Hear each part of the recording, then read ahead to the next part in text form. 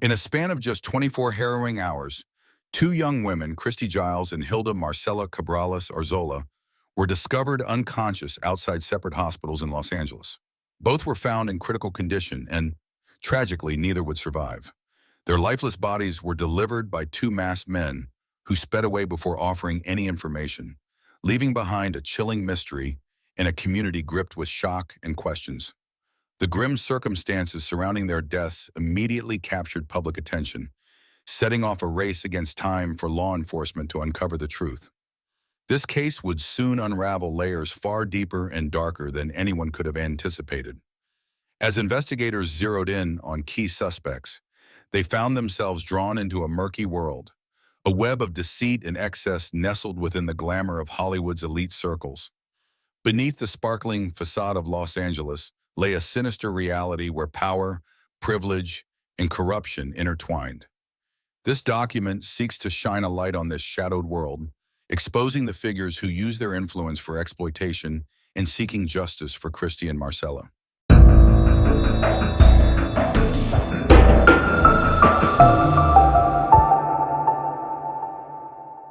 Christy Giles was a 24-year-old model brimming with energy, passion, and an undeniable zest for life. Born and raised in Alabama, Christy's striking looks and ambitious spirit propelled her from a small southern town onto international runways and into the glamorous world of fashion. Her career took her across the globe, but it was Los Angeles where she chose to plant her roots, building a life with her husband, Jan. Together, they represented a couple full of creativity, love, and ambition, a partnership forged through artistic collaborations and a shared sense of adventure. Hilda Marcela Cabrales Arzola, 26, was a brilliant architect from Mexico, determined to make her mark in a competitive industry. She relocated to Los Angeles to chase new opportunities and expand her professional horizons. Marcela was known not only for her keen design talent and meticulous attention to detail, but also for her warmth and charm, which endeared her to colleagues and friends alike. Her move to LA symbolized a leap of faith in pursuit of a brighter future, filled with ambition and possibility. The paths of Christy and Marcella crossed in Los Angeles, and a deep friendship quickly blossomed between them. More than just friends, they became confidants, sharing both triumphs and challenges in their demanding careers. Together, they embraced LA's vibrant cultural scene, attending art shows, engaging in creative pursuits, and exploring the city's social life. Their connection was built on mutual support, laughter, and a shared passion for life's possibilities, creating a bond that would be remembered long after their tragic fate. This is the story of two women who sought to live fully in a city of dreams, only to be caught in a nightmare that exposed the darkest depths of a glamorous but perilous world. On the evening of November 12, 2021, Christy Giles and Hilda Marcela Cabrales Arzola set out for what they believed would be a night filled with excitement, creativity, and connection. The two friends had plans to attend an art party, a gathering that epitomized their love for culture and the vibrant energy of Los Angeles's creative scene. Immersed in conversation, surrounded by art and music, the night promised to be a memorable escape from the demands of their professional lives. As the evening transitioned, Christy and Marcella chose to continue their adventure, heading to a warehouse party in East LA, a spot known for its lively atmosphere and eclectic mix of people. Within the thrumming pulse of the music and lights, they danced and celebrated, savoring the moment. For a time, it was nothing but laughter, joy, and the freedom to be young in a city that offered endless possibilities. But as the hours slipped past, an invitation changed everything. David Pierce, a self-proclaimed Hollywood producer, approached them alongside his associates, Michael Ansbach and Brant Osborne. He extended an offer to join an exclusive after-party at his apartment in the Hollywood Hills. Intrigued and feeling adventurous, Christy and Marcella accepted, unaware that this decision would lead them into the depths of danger. Los Angeles, the city of angels, is renowned for its glamour and allure, an ever-shifting tapestry of stars, culture, and dreams. But beneath its polished facade lies a darker reality. The city's nightlife, with its elite parties and hidden excesses, has long harbored secrets that few dare to confront. It is a place where the boundaries between privilege and peril blur, and those who enter its shadows may never return unchanged. For Christy and Marcella, What began as an innocent night out became a descent into that dark, hidden world, a place where danger lurked behind masks of power and influence. As the night wore on, Christy Giles and Hilda Marcela Cabrales Arzola found themselves at the apartment of David Pierce, expecting a lively after-party as promised. But once they arrived, a chilling realization set in. There was no party. Instead, it was just the two of them, alone with Pierce and his associates Michael Ansbach and Brant Osborne. What began as a night of revelry now carried an unsettling sense of isolation and growing unease. The energy shifted from excitement to dread as the women quickly recognized the precariousness of their situation. Hours passed. At 5:30 a.m. on November 13th, Christy, sensing the need to leave, sent Marcella a message that spoke volumes, "Let's go," accompanied by a wide-eyed emoji. Marcella replied, agreeing to leave and stating she would call an Uber, which was set to arrive shortly. The text exchange revealed their urgency and growing discomfort. Yet, despite their best efforts, Christy and Marcella never made it to the safety of that car. When their Uber driver arrived, there was no response. After waiting for several minutes, the driver eventually left, unaware of the fate that had befallen the two women. By morning, the nightmare took a harrowing turn. Christy was found unconscious and abandoned outside a hospital in Los Angeles, brought there by two masked men who left as swiftly as they arrived. Medical staff rushed to save her, but it was too late. She was pronounced dead soon after. Marcella, meanwhile, was left in critical condition at another hospital hours later. Despite all efforts to stabilize her, she succumbed to her injuries a few days later, her life slipping away just before her 27th birthday. The events of that night marked the beginning of a tragic unraveling of beyond knowing, a grim reminder of the darkness that can hide beneath the surface of LA's allure, where innocence and ambition met a fate no one could have foreseen. The tragic deaths of Christy Giles and Hilda Marcela Cabrales Arzola prompted an intensive investigation that began with a frantic search for answers. Christy's husband, Jan, was among the first to recognize that something was terribly amiss. After receiving no response to messages and calls, he used the phone location sharing feature the couple frequently utilized for safety. What he found was deeply troubling. Christy's last known location was a nondescript apartment in West Los Angeles, one she had never mentioned visiting. This discovery set off alarm bells and became a crucial lead for investigators. Acting on Jan's information, law enforcement quickly identified the apartment's resident, David Pierce, a self-proclaimed Hollywood producer. As detectives delved into Pierce's background, suspicions mounted. Their focus sharpened when they obtained surveillance footage that captured the shocking aftermath of the night in question. The footage revealed Pierce, along with his associates Michael Ansbach and Brant Osborne, moving Christy and Marcella's limp bodies from the apartment to a vehicle. Masked and seemingly calculating, the three men drove the women to separate hospitals and left them on the sidewalk before speeding away without providing any information or seeking proper medical assistance. Investigators meticulously pieced together the timeline of events. It became evident that Christy and Marcella had been drugged while at Pierce's apartment. The toxicology reports confirmed their worst fears. Both women had been administered a lethal mix of substances. Christy's autopsy revealed traces of fentanyl, cocaine, ketamine, and GHB, a potent combination known for its incapacitating effects. Marcella's toxicology results were similarly disturbing, showing a mix of cocaine, MDMA, and other unidentified substances. The toxicologist's conclusion was unequivocal. The drugs were administered in doses far exceeding any recreational use, indicating that neither woman had willingly consumed them. The presence of such substances suggested deliberate intent to render Christy and Marcella unconscious. The drugs found in their systems, especially GHB, commonly known as a date rape drug, painted a grim picture of predatory behavior. Investigators surmised that Pierce and his associates had used these substances to incapacitate the women, leaving them vulnerable and unable to resist whatever plans the men had in mind. Further evidence gathered from Pierce's apartment pointed to an attempt to conceal the truth. Forensic teams uncovered signs of a hasty cleanup. Traces of drugs and other forensic evidence had been wiped or tampered with, suggesting a calculated effort to erase any link between the men and their crimes.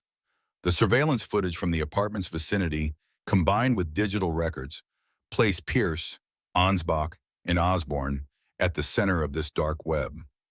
Public outrage grew as the details of the case emerged.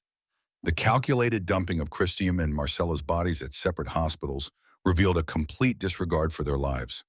Instead of seeking genuine medical help, the men attempted to evade responsibility, callously leaving the women to their fate. For investigators, it was a race against time to ensure that justice would be served for Christy and Marcella. Their deaths exposed a deeper, more insidious darkness lurking within Los Angeles' social elite, sparking demands for accountability and a reckoning with those who exploit power and influence to prey on the vulnerable. The fight for justice became deeply personal for the families and friends of Christy and Marcella. For them, this was not just an investigation.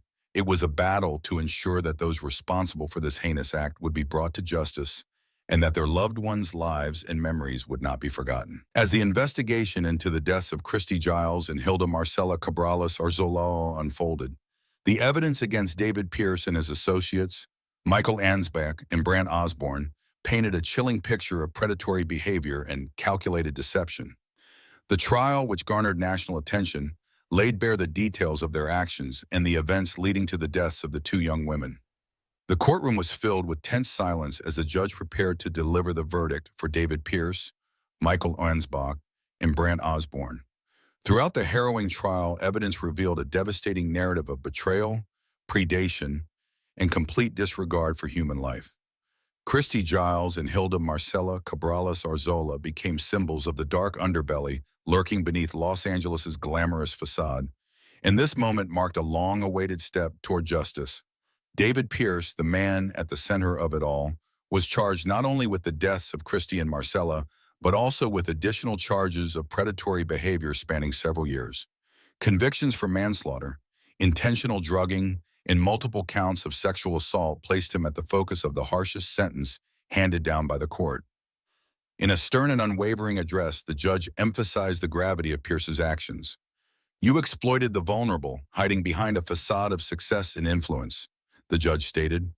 "Your callous disregard for human life and predatory, manipulative behavior cannot go unpunished." Pierce was sentenced to 60 years in prison without the possibility of parole, ensuring he would spend the rest of his life behind bars. The sentence not only reflected the crimes against Christy and Marcella, but also recognized the broader pattern of harm Pierce had inflicted upon others over the years. The judge's words echoed throughout the courtroom as a stark reminder of accountability for those who use power to cause harm. Michael Ansbach and Brant Osborne, charged as accomplices to manslaughter, were next to face sentencing. Their roles in aiding Pierce and attempting to cover up the crimes did not go unnoticed. The judge spoke gravely of their complicity. "While you may not have shared the same intent, your actions enabled a predator and denied the help these two women so desperately needed," the judge declared. Ansbach was sentenced to 12 years in prison, while Osborne received a 10-year sentence. Both sentences reflected their roles in the cover-up, their failure to seek help for Christy and Marcella, and their attempts to evade justice. The aftermath of the tragic deaths of Christy Giles and Hilda Marcella Cabrales Arzola left a deep and unrelenting mark on those who loved them. For Christy's husband, Jan, life was forever shattered in the blink of an eye. He had built a life full of love, passion, and shared dreams with Christy, and in an instant, those dreams were stripped away. Jan faced the crushing reality of his loss, while shouldering the immense burden of seeking justice for his wife. His grief was compounded by the need to stay strong, to advocate and speak out against those who had taken Christy from him. Every step in the legal battle felt like another wound.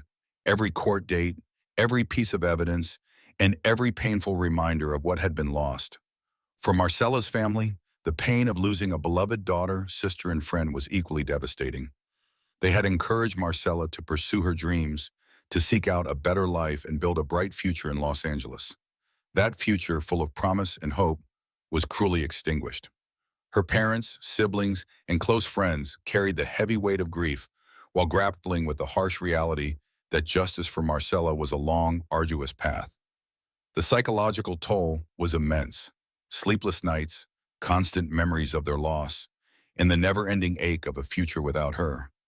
The emotional impact rippled outward, touching everyone who had known Christy and Marcella. Friends, colleagues, and loved ones struggled to come to terms with the senselessness of the tragedy. Anxiety, fear, and a sense of helplessness became part of their daily lives as they tried to navigate a world that no longer felt safe or just. Counseling and support groups became a refuge for many, offering a place to share their pain and begin the long road to healing. The psychological trauma extended beyond immediate family and friends. The case exposed the dark realities lurking within the city's nightlife, leaving an entire community grappling with questions about safety, trust, and exploitation. The knowledge that those with influence and power could exploit and harm others so deeply unsettled many, fueling a call for accountability and change. In their quest for justice, Christie's husband and Marcella's family transformed their grief into determination. They became advocates not only for their loved ones, but for all victims of exploitation and abuse. Through public statements, campaigns for awareness, and a relentless pursuit of legal action, they vowed to ensure that Christie and Marcella's lives would not be forgotten, that their stories would spark change, and that the pain and loss they endured would not be in vain. The tragic deaths of Christy Giles and Hilda Marcella Cabrales Arzola cast a harsh light on the dark underbelly of Los Angeles's elite social circles and the abuse of power that often lurks beneath its glamorous facade. What appeared on the surface to be a shocking crime involving two young women tragically became a broader symbol of systemic issues within the entertainment industry and the power structures that shield predators from accountability. The case ignited outrage and a demand for change, not just for justice for Christy and Marcella, but for countless others whose stories remain untold. As details of the case unfolded, community and advocacy groups mobilized, determined to channel their grief and anger into meaningful action. Organizations dedicated to combating sexual violence, exploitation, and abuse within high-profile industries lent their support, rallying around Christy and Marcella's loved ones. They called for stronger protections, better handling of cases involving powerful individuals, and accountability at all levels. Awareness campaigns sprang up, urging both survivors and allies to speak out and demand systemic reform to prevent such tragedies in the future. The public response was powerful. Vigils and marches were held to honor the memory of Christy and Marcella, turning grief into solidarity and resolve. Social media became a platform for raising awareness about the case, amplifying the voices of survivors and demanding that those who exploit power face real consequences. For many, the case represented a turning point, a catalyst for examining and addressing the ways in which privilege and influence can be wielded as tools of harm. This widespread response also prompted calls for reform within the entertainment industry and beyond. Many began questioning how someone like David Pierce, with a history of predatory behavior, could continue to move freely within Hollywood circles. The case underscored the need for greater scrutiny, transparency, and accountability in the way such matters are handled. In addition to the push for justice, the community response focused on supporting survivors of violence and exploitation. Counseling and support groups expanded their reach, providing safe spaces for survivors to share their experiences and seek healing. Advocacy groups collaborated with legal experts to push for legislative changes aimed at protecting victims and ensuring more stringent consequences for those who abuse their power.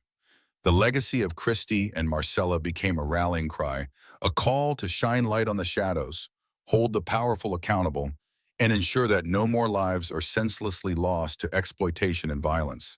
Their story, while heartbreaking, serves as a reminder of the strength that emerges when communities stand together to demand justice, compassion, and meaningful change.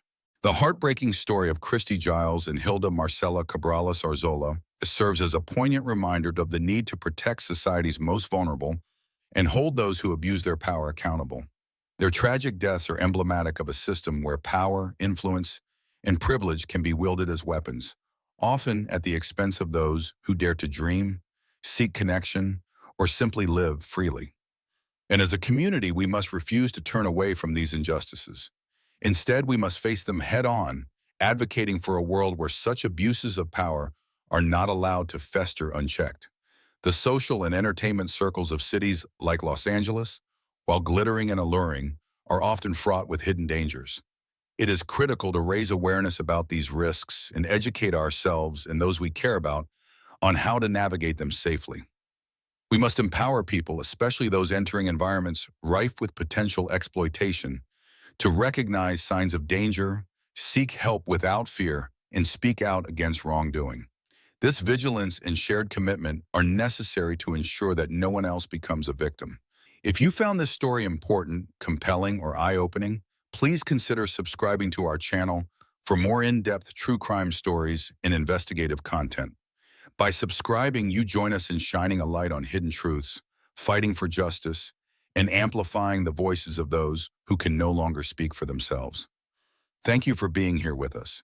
Don't forget to hit that subscribe button and turn on notifications so you never miss our latest stories. Stay informed, stay safe, and together let's continue the pursuit of justice. Police officers approached the Stockdale residence in Beach City, Ohio, with an uneasy sense of urgency. The front door was ajar, a stark invitation to a scene of unimaginable violence within. Moments later, the chilling crack of a gunshot pierced the air. What lay beyond was a tragedy that shattered the image of a deeply religious, tightly controlled family. A family whose strict rules and isolationist beliefs may have sown the seeds of their own destruction. The Stockdale family massacre remains cloaked in mystery, its motive unknown, leaving behind a trail of questions about how darkness can hide behind even the most outwardly wholesome facades. This is the story of faith, repression, and a devastating spiral into violence. The Stockdale family comprised parents Tim and Kathy and their 4 sons, Calvin, Charles, Jacob, and James. Deeply committed to their Christian faith, Tim and Kathy chose to raise their children away from the perceived negative influences of modern society.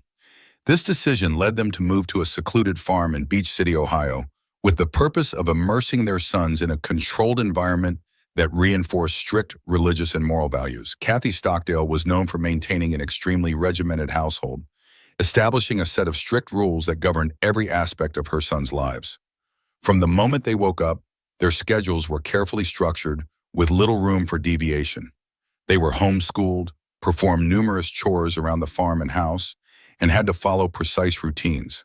Kathy's system of control was enforced through a strict system of rewards and punishments. For example, small privileges, such as listening to an approved radio show, had to be earned through obedience and hard work, while failure to comply with her rules often led to penalties. The boys were largely isolated from the outside world, forbidden from watching television, playing video games, or making friends outside of the family. Even dating was prohibited, as Kathy feared it could lead to unwanted physical relationships or emotional entanglements. The goal of such restrictions was to shield the children from what their parents believed were harmful influences and to ensure their moral upbringing. However, this highly controlled environment left little room for personal freedom or external experiences, creating a situation that some described as suffocating and imprisoning for the Stockdale sons. Daily life on the Stockdale farm was rigidly structured, with every hour of the boys' day planned out to reinforce a disciplined lifestyle. Each morning, the boys awoke to a precise schedule, which included assigned chores around the farm and homeschooling sessions with their mother, Kathy. Their education was deeply rooted in religious teachings, with limited focus on secular topics or mainstream education. Isolated from the typical experiences of children their age, they rarely interacted with anyone outside the family, as friendships and exposure to popular culture were strongly discouraged. Music became one of the few creative outlets available to the Stockdale children, providing both a shared family activity and a break from their otherwise monotonous routines. Tim and Kathy, both avid fans of bluegrass, instilled a love for the genre in their sons from an early age. This shared passion led to the formation of the Stockdale Family Band, where each family member played a distinct role in performances across the state. Jacob, who displayed exceptional skill with the fiddle, quickly gained recognition and became an integral part of the group. Jacob's talent went beyond family performances, as he achieved acclaim for his fiddle-playing abilities throughout Ohio. Starting at just 7 years old, he quickly progressed, eventually earning the title of Ohio State Grand Fiddle Champion in 2012. His musical success brought a sense of accomplishment to the family, though it remained firmly rooted within the confines of the Stockdale household and the band's carefully managed image. For the Stockdale boys, bluegrass music was not just a hobby, but an important family duty, and one of the few expressions of joy permitted in their sheltered lives. In 2008, the Stockdale family stepped into the national spotlight when they participated in the reality television show Wife Swap. The premise of the show involves swapping the mother or wife from two vastly different households for a set period, with the goal of contrasting lifestyles, values, and family dynamics for dramatic effect. The Stockdales, known for their deeply conservative and religious lifestyle, were matched with the Tonkovich family from Illinois, a household that represented the polar opposite of the Stockdales' strict and regimented existence. The Tonkovich family, led by Lori Tonkovich, embraced a relaxed and permissive approach to parenting. In contrast to the Stockdale children's rigid structure, the Tonkovich children were allowed to make their own decisions, wake up when they wanted, eat fast food, and enjoy unrestricted freedom in their daily activities. This stark contrast was central to the show's premise, highlighting how two families with such vastly different values would adapt to their temporary new environment. Upon arriving at the Stockdale home, Lori Tonkovich was immediately struck by the harshness of the family's rules and the isolation imposed on the boys, Calvin, Charles, Jacob, and James. She quickly realized that the Stockdale boys had virtually no exposure to modern entertainment or social experiences. Television, video games, and socializing with peers outside the family were strictly forbidden. The boys followed a stringent schedule, performing household chores and adhering to their mother Kathy's rules, which were reinforced by a reward and punishment system that tightly controlled their behavior. During her time with the family, Lori attempted to introduce the boys to a more typical teenage experience by loosening some of their restrictions. She set up cable television, brought a video game console into the home, and encouraged the boys to engage with the new forms of entertainment. The boys' reactions varied. While some were curious, their responses were tinged with hesitation and guilt. Jacob, in particular, reacted strongly to the changes.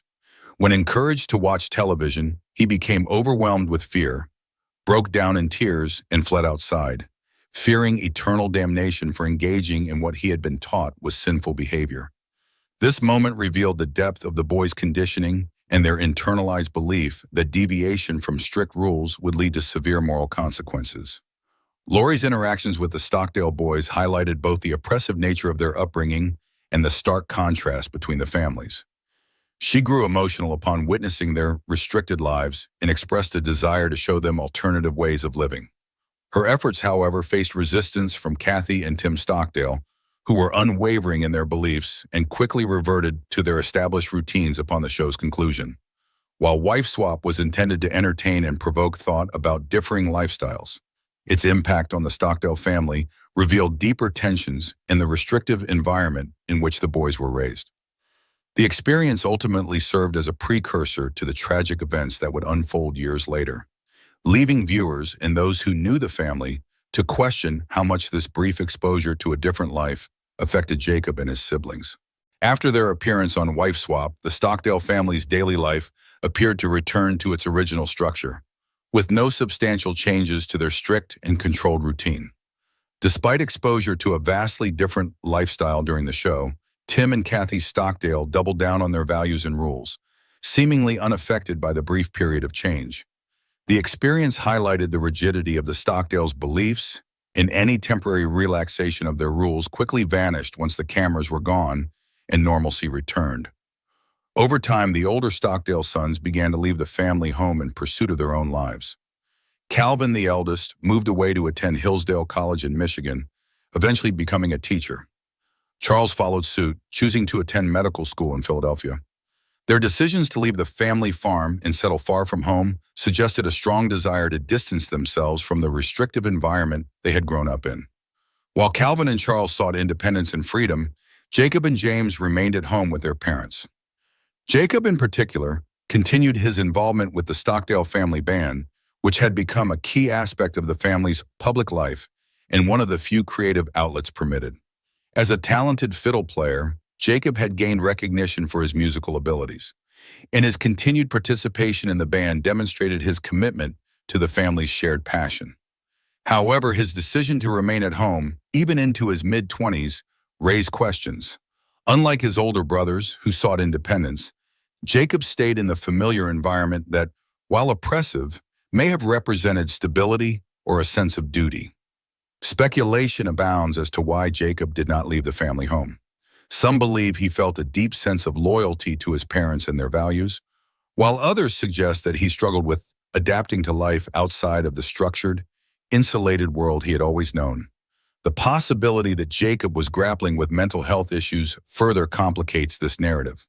Whatever the reasons, his continued presence within the Stockdale household set the stage for the tragic events that would later unfold. As years of isolation, strict control, and unrelenting expectations may have played a significant role in the tensions that ultimately erupted. On June 15, 2017, a horrific tragedy unfolded at the Stockdale family home in Beach City, Ohio.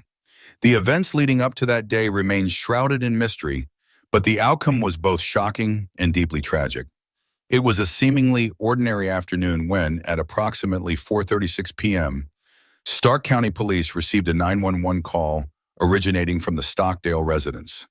The call ended abruptly, raising immediate concerns and prompting an emergency response.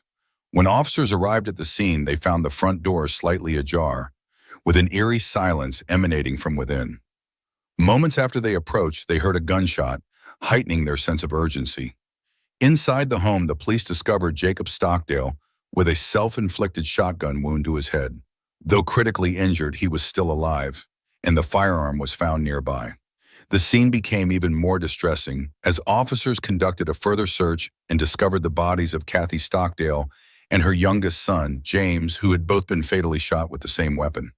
The brutal nature of the crime stunned the responding officers and the surrounding community. Jacob was rushed to a local hospital in critical condition. He survived his injuries but suffered severe consequences, including blindness in one eye and significant brain damage. During his recovery, law enforcement and the community were left grappling with questions about his motives and mental state. Why would a young man described as quiet and musically gifted commit such a horrific act? The lack of immediate answers only deepened the tragedy's impact. The reactions from surviving family members reflected the profound grief and complexity of the situation. Calvin Stockdale, Jacob's eldest brother, issued a public statement mourning the loss of his mother and younger brother. He described James as a lively, fun-loving individual with a passion for music and a bright future ahead of him. Tim Stockdale, Jacob's father, spoke of Kathy's dedication as a mother and her deep commitment to her Christian faith, homeschooling, and organic living. Neither statement directly addressed Jacob's role in the murders, emphasizing instead the qualities of the loved ones they lost. In the aftermath of the tragedy, the Stockdale family chose to focus on their faith and memories of Kathy and James. Their statements, while expressing deep sorrow, also suggested a complex mix of grief, compassion, and silence surrounding Jacob's actions. The community was left to wonder about the pressures, isolation, and possible mental health struggles that may have contributed to this devastating act. The events of that day forever changed the Stockdale family, leaving questions about Jacob's state of mind and the tragic culmination of years of rigid control and isolation. The legal proceedings for Jacob Stockdale began in the aftermath of the tragic events on June 15, 2017. After recovering from his self-inflicted injuries, Jacob faced serious legal consequences for the deaths of his mother, Kathy, and younger brother, James. The initial charges were 2 counts of first-degree murder. However, due to his severe injuries, including blindness in one eye and significant brain damage, authorities delayed bringing formal charges until he was deemed medically stable. During the early stages of legal proceedings, questions about Jacob's mental competency emerged. His defense team filed motions to assess whether he was fit to stand trial, citing concerns about his mental state and cognitive capacity following the incident.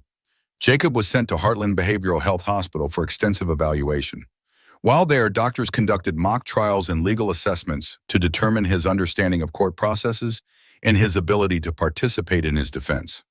Over the course of more than a year, Jacob's competency was repeatedly evaluated, with doctors eventually deeming him fit to stand trial. Jacob's time in the mental health facility was not without incident. He made 2 escape attempts.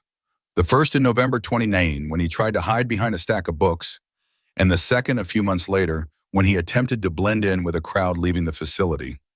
Both attempts failed, but they raised questions about his mental state and intent. Throughout the court proceedings, Jacob's behavior was scrutinized. At one point during a video appearance in court in September 2020, He refused to respond to the judge's questions. Some speculated that his behavior stemmed from his lifelong unfamiliarity with technology, while others believed it could have been an intentional tactic to bolster his plea of not guilty by reason of insanity. Ultimately, the court found him competent to stand trial based on the evaluations conducted by mental health professionals. In December 2020, a psychologist declared Jacob fit to proceed, paving the way for trial preparations. Legal delays, partly due to the COVID-19 pandemic, further postponed the case. Finally, in April 2021, nearly 4 years after the murders, Jacob Stockdale pleaded guilty to the charges of murder. The court imposed a sentence of 15 years for each count, allowing for the possibility of parole in 2048. This relatively lenient sentence, given the severity of the crimes, was likely influenced by the Stockdale family's appeals for leniency, underscoring their complex feelings of grief and forgiveness. Despite the plea and sentencing, the exact motive behind Jacob's actions remains a subject of speculation, with many lingering questions about his mental state and upbringing. The motives behind Jacob Stockdale's tragic actions remain a subject of intense speculation, as neither Jacob nor the surviving family members have provided clear explanations. Several theories have been proposed to understand what may have led him to commit the murders of his mother and younger brother. One key area of focus is the Stockdale family dynamics and the strict, highly regimented upbringing enforced by Kathy and Tim. The Stockdale children were raised in near-total isolation from modern influences, with an unwavering set of rules governing every aspect of their lives. Kathy's strict parenting approach allowed for little personal freedom or exploration, leaving the boys with limited autonomy or social interaction. This rigid environment has led some to suggest that Jacob, as one of the remaining sons still living at home in his mid-20s, may have struggled deeply with feelings of repression, frustration, or suffocation. Another potential contributing factor is mental illness. It has been speculated that Jacob may have inherited or developed a mental health disorder that went unrecognized or untreated due to the family's insular lifestyle and focus on strict discipline. The pressure to conform to a rigid standard of behavior without external support or freedom may have exacerbated any underlying mental health issues, potentially leading to a breaking point. Some experts have considered the possibility that Kathy herself may have suffered from obsessive-compulsive disorder, OCD, reflected in her intense need to control every detail of her children's lives, and Jacob may have inherited or been influenced by these tendencies. The effects of isolation also cannot be overlooked. Being cut off from the broader world and denied many typical aspects of childhood and young adulthood could have taken a significant toll on Jacob's mental and emotional well-being. This isolation might have left him unprepared to navigate adulthood independently, contributing to a deep sense of entrapment and internal conflict. Some speculate that Jacob may have felt a mix of resentment, hopelessness, and confusion, ultimately leading to an explosive reaction. There are two primary theories regarding Jacob's motives on the day of the murders. The first is that he may have snapped under the weight of years of repression and strict control, leading him to take violent revenge on those he perceived as the source of his suffering. The second theory suggests that Jacob's actions may have been driven by a desire to escape and protect his brother James from enduring a similar fate, with tragic consequences. While the true motives may never be fully known, Jacob Stockdale's story highlights the complex interplay of family dynamics, mental health, isolation, and restrictive upbringing that can contribute to unimaginable acts of violence. This tragic case remains a haunting reminder of the potential dangers lurking beneath the surface of seemingly well-intentioned but oppressive environments. Jacob Stockdale was sentenced to 15 years for each of the 2 counts of first-degree murder following his guilty plea. This relatively lenient sentence for such severe crimes was influenced, in large part, by the Stockdale family's plea for leniency. The surviving family members, including Tim and Jacob's older brother Calvin, appealed to the court on Jacob's behalf, emphasizing the need for compassion and understanding due to Jacob's troubled mental state. Their request highlighted the complexities of grief and love within a family shattered by tragedy. The family's reaction to Jacob's actions was marked by a mix of grief, shock, and a deep commitment to forgiveness, consistent with their strong Christian beliefs. Tim and Calvin's statements publicly mourned the loss of Kathy and James while choosing not to condemn Jacob outright, Instead, they focused on the positive qualities of the deceased and avoided extensively addressing Jacob's role, reflecting the difficulty of reconciling their pain with their values of compassion and mercy. This willingness to forgive Jacob, despite his crimes, underscores the family's dedication to their faith. But it also raises questions about the nature of forgiveness in the face of such immense loss. The Stockdale case also prompts broader discussions about justice, forgiveness, and the impact of upbringing on behavior. Was Jacob's sentence sufficient for the gravity of his actions, given his family's advocacy for leniency in the consideration of potential mental illness? The answer to this question depends largely on one's views about accountability, the influence of upbringing and isolation, and the extent to which individuals should be held responsible for actions stemming from long-term psychological and environmental pressures. The family's call for mercy highlights the tension between the desire for justice and the commitment to forgiveness, leaving observers to ponder, how much can an oppressive upbringing, mental health struggles, and a life of isolation mitigate the responsibility for heinous actions? In seeking a path forward, the Stockdale family's response serves as a poignant reminder of both the complexity of human behavior and the power of compassion amid unimaginable pain. The tragic story of the Stockdale family raises difficult and lingering questions. Was Jacob's punishment appropriate given the circumstances surrounding the murders, or should his mental state and upbringing have warranted a different approach? Did the oppressive environment, isolation, and strict control imposed by his parents ultimately play a decisive role in driving Jacob to commit such a heinous act? These questions are complex and challenge us to consider the intersections of accountability, compassion, mental health, and family dynamics. We'd love to hear your thoughts on this deeply unsettling case. Do you believe Jacob's upbringing pushed him to a breaking point? Or was this an unforeseeable act of violence? Was justice served, or should the courts have taken a different approach? Please share your insights, opinions, and reflections in the comments below.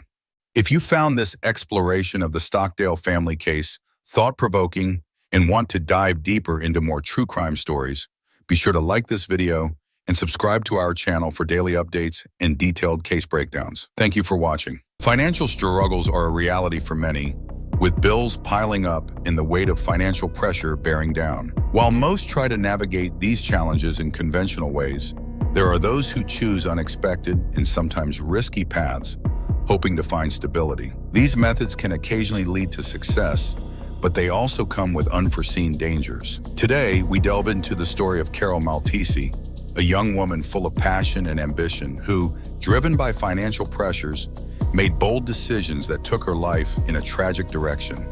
In an effort to overcome her financial crisis, Carol entered the adult entertainment industry, hoping this work would provide the stability she longed for. But the path she chose led to a heartbreaking and haunting end. Carol's story is not just about the will to survive, but also a reminder that sometimes the cost of survival can be too high to pay.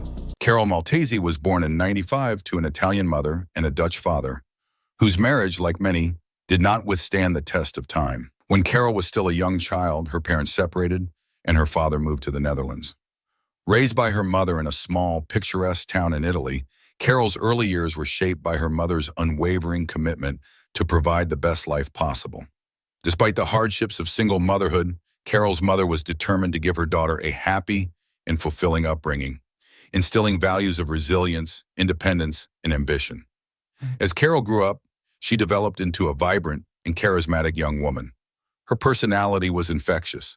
She was known for her bright smile, her adventurous spirit, and her ability to make friends effortlessly. Carol's passions were diverse. She loved dancing, a talent she had cultivated since childhood, and she frequently participated in local performances. Her love for languages was another defining characteristic. She picked up phrases from various cultures with ease and dreamed of traveling the world. Carol's love for books added depth to her personality, as she was often lost in novels, exploring worlds beyond her own.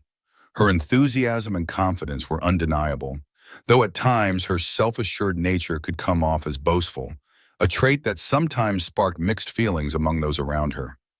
In 2015, at the age of 20, Carol's life took an unexpected turn. She discovered she was pregnant with her boyfriend's child, a surprise that, while initially overwhelming, was something she chose to embrace with determination. Despite her young age, Carol was committed to making the best of her new role as a mother.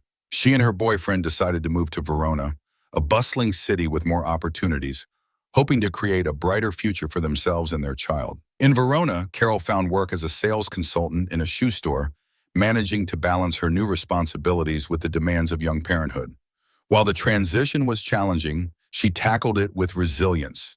And for a time, it seemed as if Carol was building the stable life she had always wanted. However, as Carol settled into her new life, her relationship with her boyfriend began to face serious strain. The responsibilities of parenting, combined with the challenges of adapting to a new city, weighed heavily on them both. In 2019, Carol found herself drawn to another man, and what started as a connection quickly developed into a full-blown affair. For several months, she led a double life, caught between her existing relationship and her feelings for her new partner. Eventually, her boyfriend discovered the affair, and the confrontation that followed led to a difficult decision. Carol chose to leave the relationship. Her choice to pursue a new life with her new partner came with a heartbreaking consequence. She decided to leave her son in the care of his father. It was a choice she felt was necessary for her son's stability, but it also weighed heavily on her. Moving in with her new partner marked a major turning point in Carol's life. She was ready to start over, yet the sacrifices she had made, particularly in leaving her child, would cast a shadow over her future, adding layers of complexity to her pursuit of happiness and financial independence. Carol's journey was far from straightforward. The choices she made, each motivated by her desire for stability, love, and success, would later lead her down an increasingly challenging path. These early decisions, driven by her unique personality and circumstances, laid the foundation for the twists and turns that would ultimately define her life. When the pandemic struck in 2020, like many others, Carol Maltese faced financial hardships that threatened her stability. Lockdowns disrupted life across Italy, leaving her unable to work or maintain the income she needed to support herself and contribute to her son's care from afar. Initially, Carol turned to YouTube as a potential source of income, hoping that creating content on her life under lockdown might attract enough views to generate revenue. Yet, despite her efforts, she quickly realized that building a following and monetizing a channel would take far more time than she had. The financial strain grew more intense with each passing month, and Carol knew she needed a faster solution. Desperation led her to explore other options, and soon Carol turned her attention to the platform OnlyFans. With its promise of quick earnings and the freedom to create content on her own terms, OnlyFans seemed like a viable way to gain financial independence. Under the pseudonym Charlotte Angie, she began creating adult content, marking a significant departure from her previous attempts at making a living. Almost immediately, Carol found a level of success that exceeded her expectations. Her photos and videos attracted considerable attention, quickly generating a steady income that helped her ease her financial burdens. However, this new career path came at a personal cost. The stigma associated with her work on OnlyFans began to impact her relationships and social life. As word spread, many of Carol's friends distanced themselves, unable or unwilling to accept her decision. Her choice sparked judgment and criticism, both from society and from those close to her who deemed her career unacceptable and viewed it through a lens of prejudice. Carol, however, defended her work, seeing it as an art form and a legitimate form of self-expression. She believed Italy lagged behind in understanding and accepting careers in adult entertainment, viewing the negative reactions as narrow-minded. As Carol's popularity on the platform soared, she began receiving invitations to participate in professional adult film productions and make public appearances. Her OnlyFans following continued to grow, with her subscriber count climbing rapidly. The financial benefits were undeniable, and Carol was able to build a savings cushion that gave her a sense of security. Yet, beneath the surface, the psychological toll of her new career weighed heavily on her. The constant judgment, both spoken and unspoken, began to affect her mental health, leaving her with a growing sense of isolation and frustration. The industry's demands, combined with a societal backlash, intensified her stress, making it increasingly difficult to separate her personal identity from her public persona. Despite the success, Carol's new career was filled with personal sacrifices. She continued to push forward, driven by her need for financial stability, but the sacrifices she made, losing friends, straining relationships, and grappling with mental health challenges, highlighted the complex reality of her path. For Carol, OnlyFans was both a solution and a source of struggle, providing financial relief while also creating new burdens. The delicate balance between her professional success and personal well-being became more difficult to maintain as her popularity rose, foreshadowing the challenges that lay ahead. As Carol's popularity on OnlyFans grew, she met David Fontana, a 42-year-old banker who had a passion for photography, particularly intimate and provocative shoots. Their paths crossed in October 2020, and Davide was immediately captivated by Carol's confidence and charisma. Their initial meeting quickly turned professional as Davide offered to help Carol with her content creation, combining his photography skills with her growing online persona. As he became more involved, he also began handling parts of her finances, taking a percentage of her earnings in exchange for his assistance. Their professional relationship soon evolved into a romantic one, and it wasn't long before David became deeply infatuated with Carol. At the time, David was married, living what appeared to be a stable life. But his fascination with Carol grew to the point that he confessed his infidelity to his wife, and in March 2021, initiated a divorce. Blinded by his feelings, he left behind his marriage, choosing a passionate relationship with Carol over his former life. However, this relationship was far from peaceful. David's involvement in Carol's career allowed him a front-row seat to her work, and though he claimed to be supportive of her adult industry activities, his jealousy flared when Carol's ex-boyfriend attempted to reconnect with her. Despite Carol's assurances that she had no interest in rekindling the past, David's insecurity took over, leading to possessive behavior.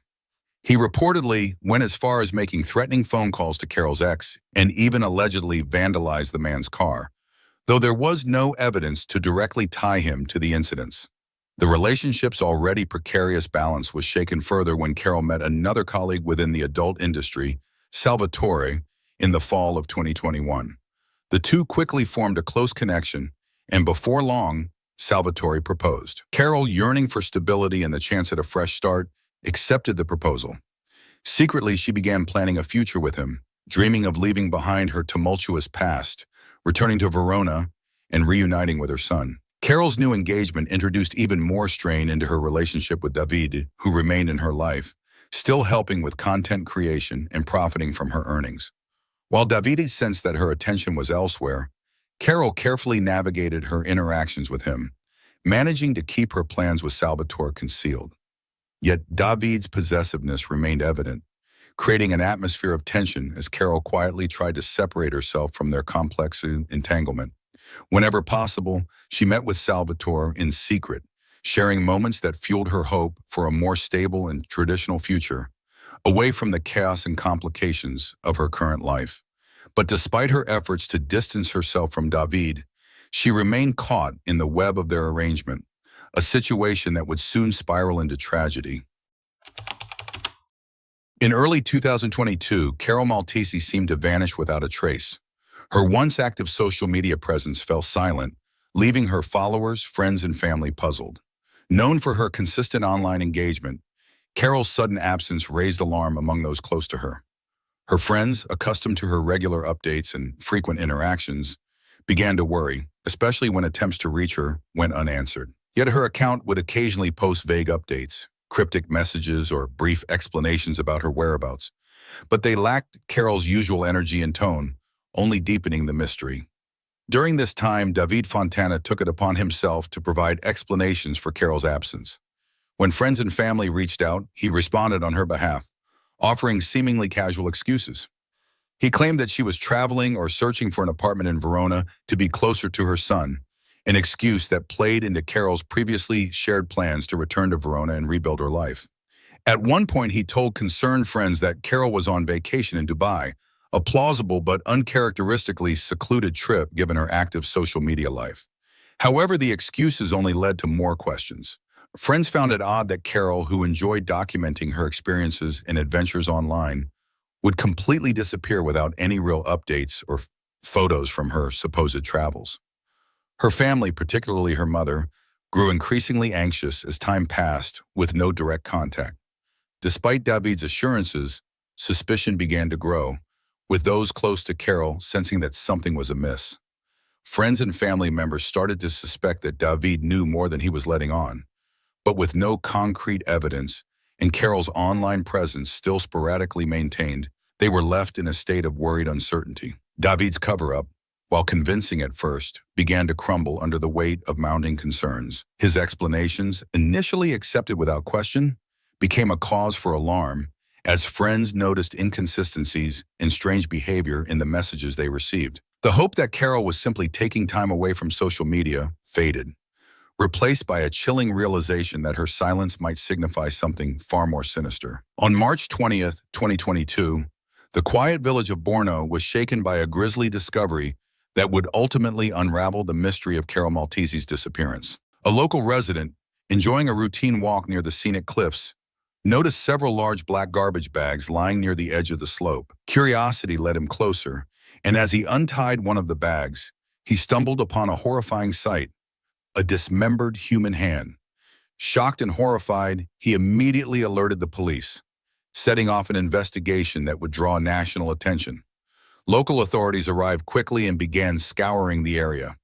They found 4 large bags in total, each one containing parts of a mutilated body. It was a disturbing scene. The body had been dismembered with remarkable precision, with 18 separate parts carefully packed and seemingly thrown from the cliff. Many of the remains bore deep scratches and marks, likely from scraping against the rocks as the bags tumbled down the slope. Yet despite the condition of the remains, investigators immediately noted something particularly chilling. This dismemberment had been carried out with a level of skill that suggested experience and expertise. The cuts were precise, methodical, and clean, indicating that the perpetrator may have had knowledge in butchery or anatomy. This observation led investigators to consider the possibility of a calculated, highly skilled killer. The mutilation was not only a means of disposal, but appeared to be an attempt to complicate identification and delay the investigation.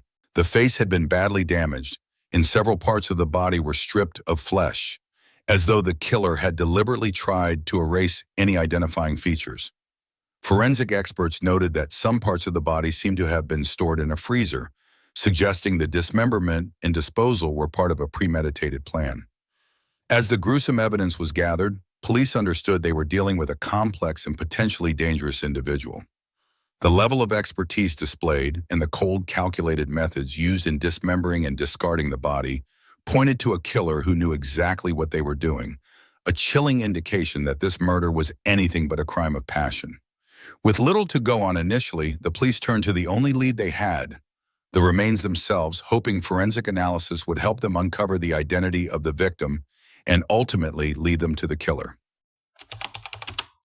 As investigators worked to identify the victim found near the cliffs of Borno, they discovered key clues that would ultimately reveal the young woman's identity. Despite attempts to erase recognizable features, some of the victim's distinctive tattoos were still visible on parts of the body. Police released descriptions of these tattoos to the public, hoping that someone might recognize them and help in identifying the victim. Shortly thereafter, a witness came forward, identifying the tattoos as belonging to Carol Maltese, a young adult film actress who was known by her online pseudonym, Charlotte Angie. This lead drew the attention of Andrea Tortelli, a journalist and editor who took a particular interest in the mysterious case. Tortelli began investigating Carol's disappearance and uncovered inconsistencies that hinted at something sinister. He discovered that Carol had been uncharacteristically absent from social media for weeks, with only sporadic, vague messages posted. Following his instincts, Tortelli reached out to Carol's phone entourage, hoping to arrange an interview to confirm her safety. To his surprise, he received a reply, but the response was cold and uncharacteristic of Carol's usual tone. The person on the other end refused to speak on the phone, raising Tortelli's suspicions further. Sensing that something was wrong, Tortelli pushed for a voice message or a short phone call, but the person behind Carol's account disappeared, cutting off all communication. Tortelli suspected that the person answering the messages was not Carol, but someone else, likely her killer. Following this lead, Tortelli handed over his findings to the authorities, who then intensified their focus on David Fontana. Shortly after Tortelli's article gained public attention, David made an unexpected move. He visited the police station alongside Carol's former fiancé, Salvatore, to file an official missing person report for Carol. His actions were odd, as David claimed he hadn't seen Carol for 2 years, yet he was actively handling her affairs.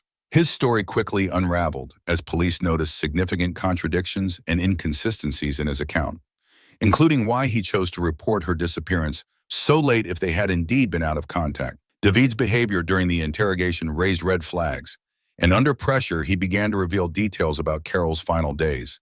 His story, however, was filled with gaps and inconsistencies that only fueled suspicion. Eventually, after hours of questioning, David confessed to a disturbing series of events. He admitted to being with Carol on the day of her death, claiming that they had been filming an extreme video for a client's request.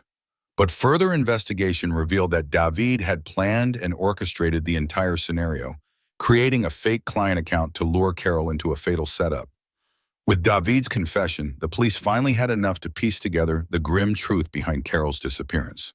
The skilled dismemberment, the misleading messages, and David's fabricated client requests all pointed to a calculated and premeditated murder. What had initially appeared as a missing persons case had quickly transformed into one of the most chilling murder investigations, ultimately exposing David Fontana's twisted actions and revealing the tragic fate of Carol Maltese.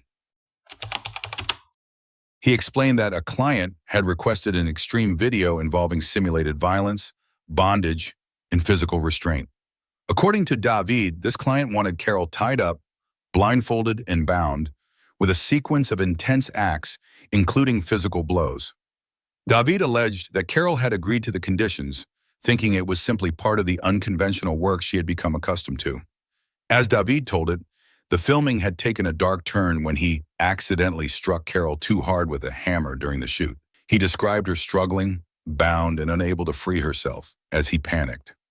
According to him, he realized she was dying, and instead of calling for help, he chose to end her suffering by taking a kitchen knife and slitting her throat. This supposed act of mercy, David claimed, was the only option he had at the time to end her pain. However, as investigators dissected David's confession, his story quickly unraveled. Their detailed analysis of digital evidence revealed that the so-called client did not exist.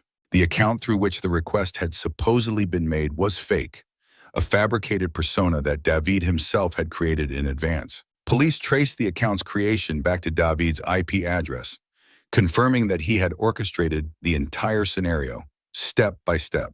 This client had never been real.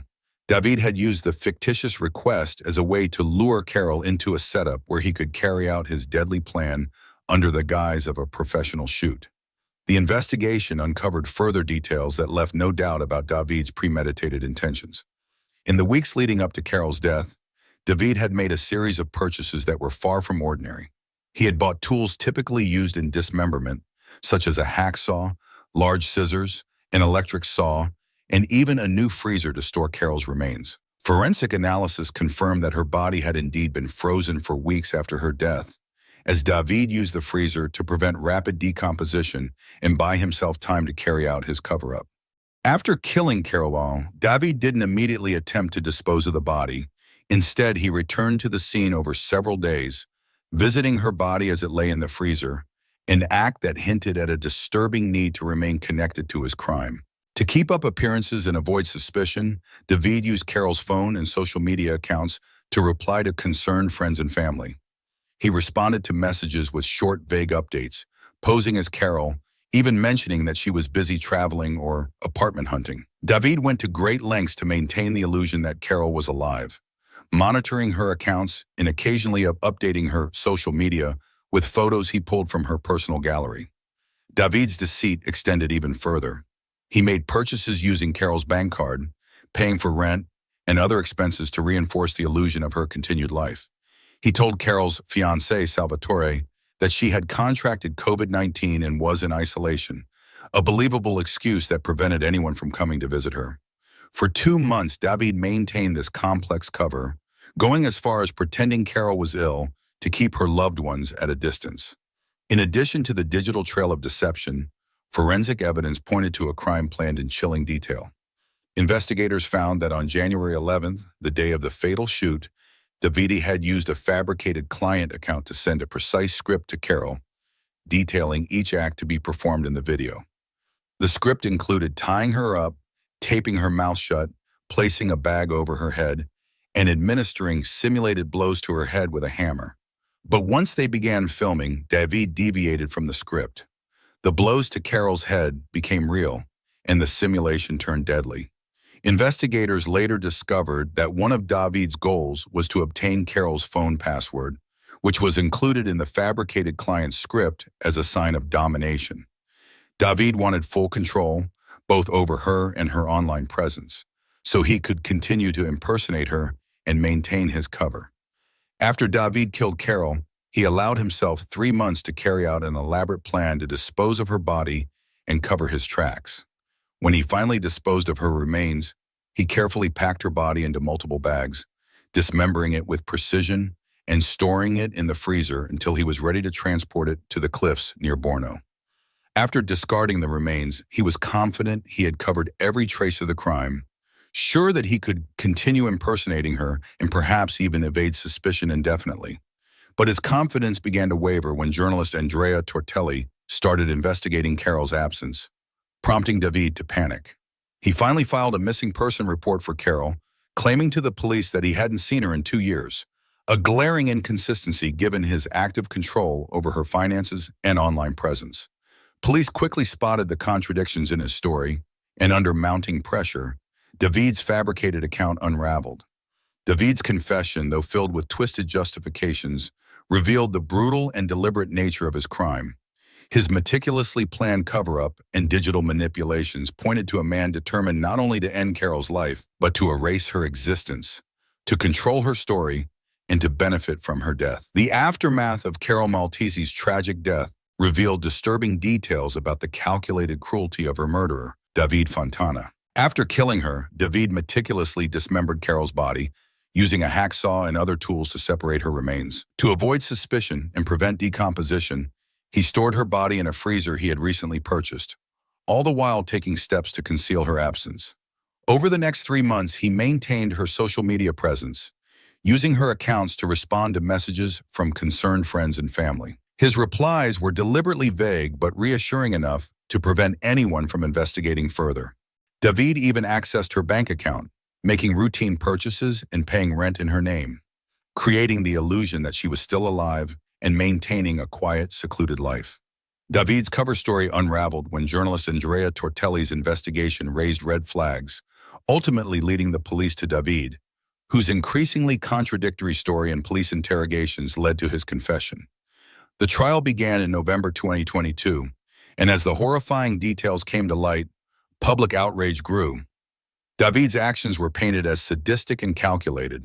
His meticulous planning, efforts to control Carol's life posthumously, and the violent disposal of her body portrayed him as a dangerous and manipulative individual. Despite the overwhelming evidence of premeditation and sadism, the court sentenced David to just 30 years in prison, a decision that left Carol's family and the public in shock. Many had expected a life sentence given the gruesome nature of the crime and David's attempts to conceal it so thoroughly.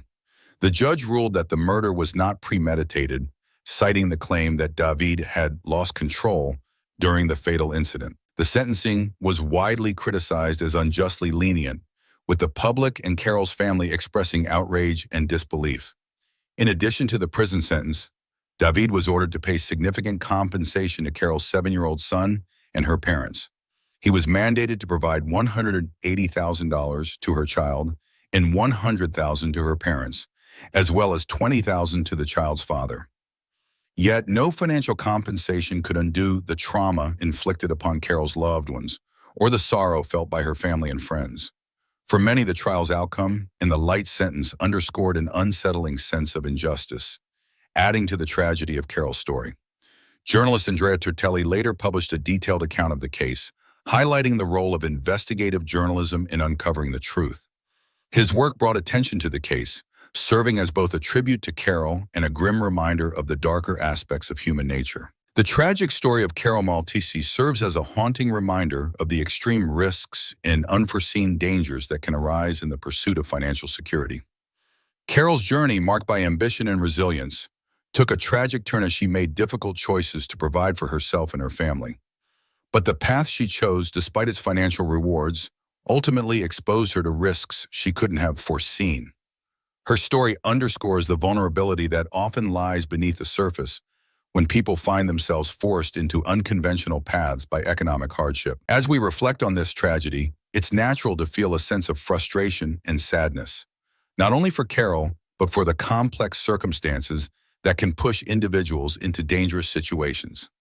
This case raises important questions about how we, as a society, address the challenges faced by those who pursue unconventional work to achieve financial stability. How can we better support individuals facing these choices, and what protections can we offer to ensure their safety?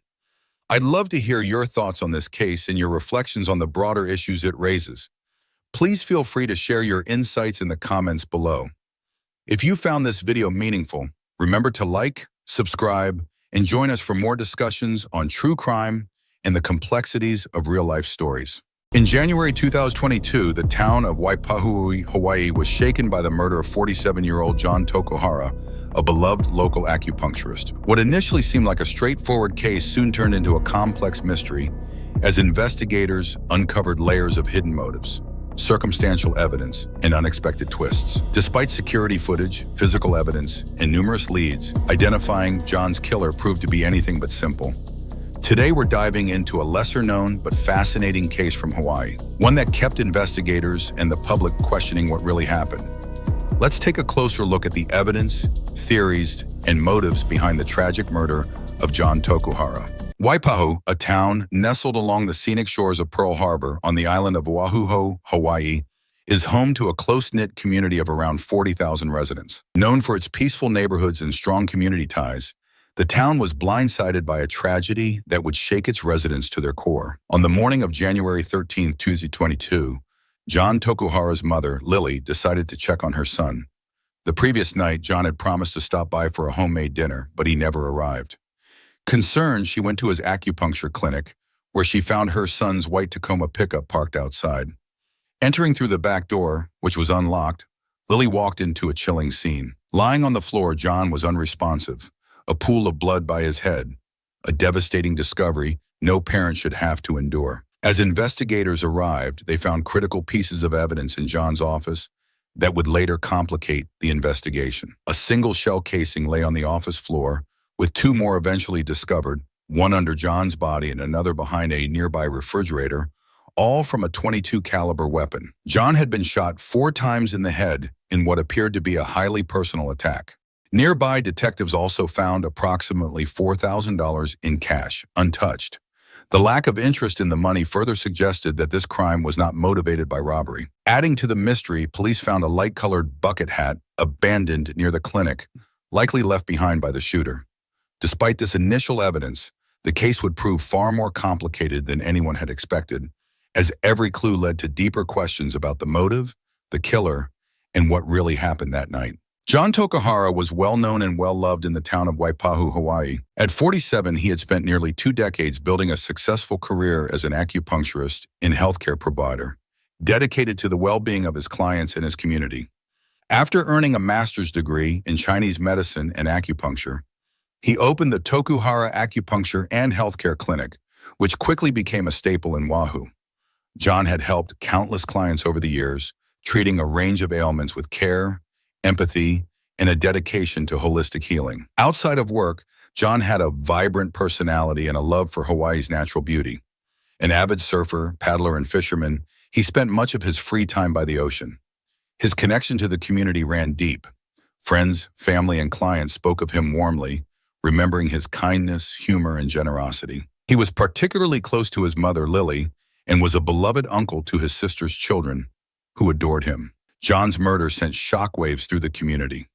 Friends and family members struggled to comprehend how someone with so much to give and who was so deeply connected to the people around him could fall victim to such a brutal crime.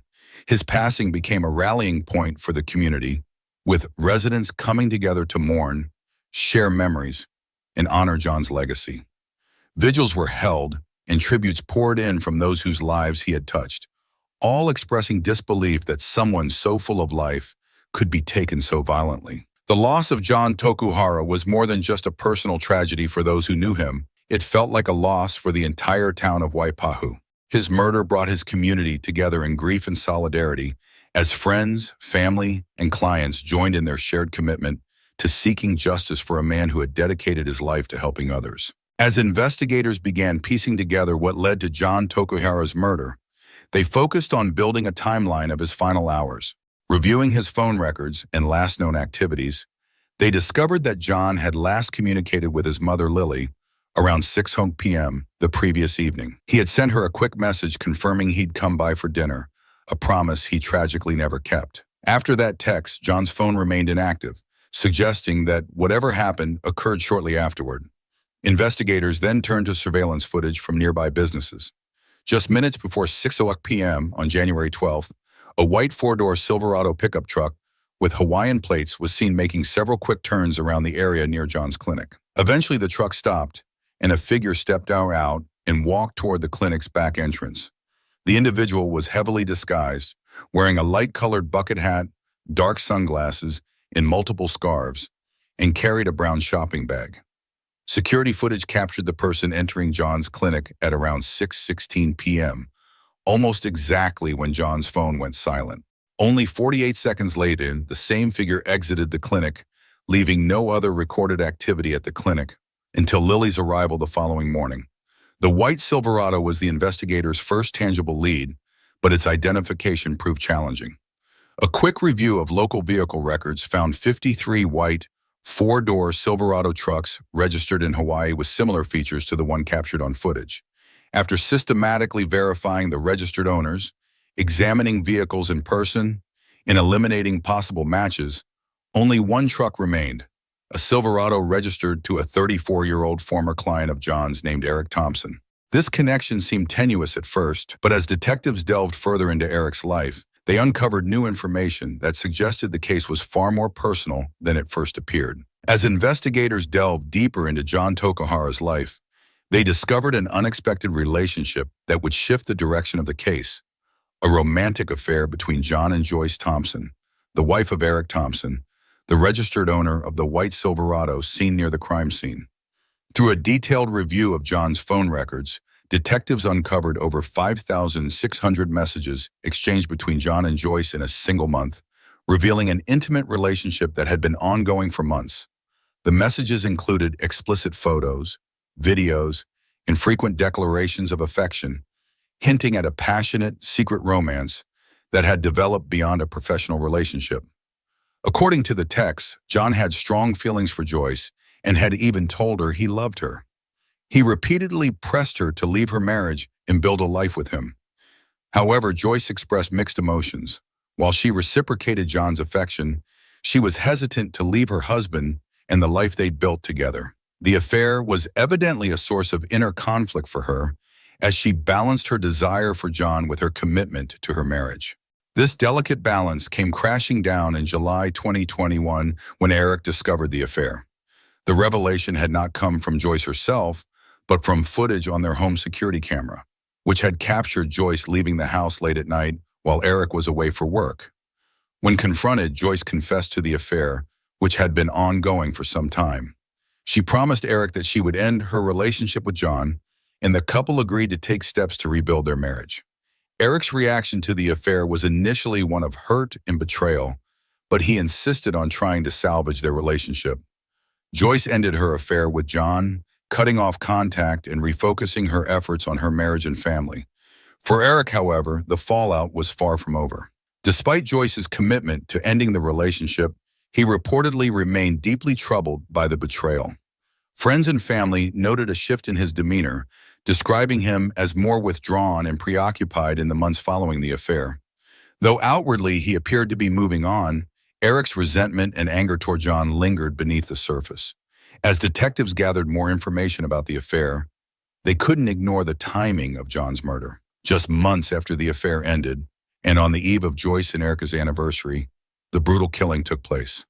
The discovery of Eric's white Silverado near the crime scene solidified him as a primary suspect, especially given the personal nature of the murder. With 4 gunshots to John's head, a crime that appeared fueled by anger and betrayal, the pieces began falling into place for investigators, who now saw Eric's discovery of the affair as a likely motive for murder. Fueled by a desire to restore his sense of control and eliminate the man who had come between him and his wife, Eric became the central figure in the investigation. Detectives suspected that his outward attempt to rebuild his marriage masked a simmering rage that had culminated in John's murder.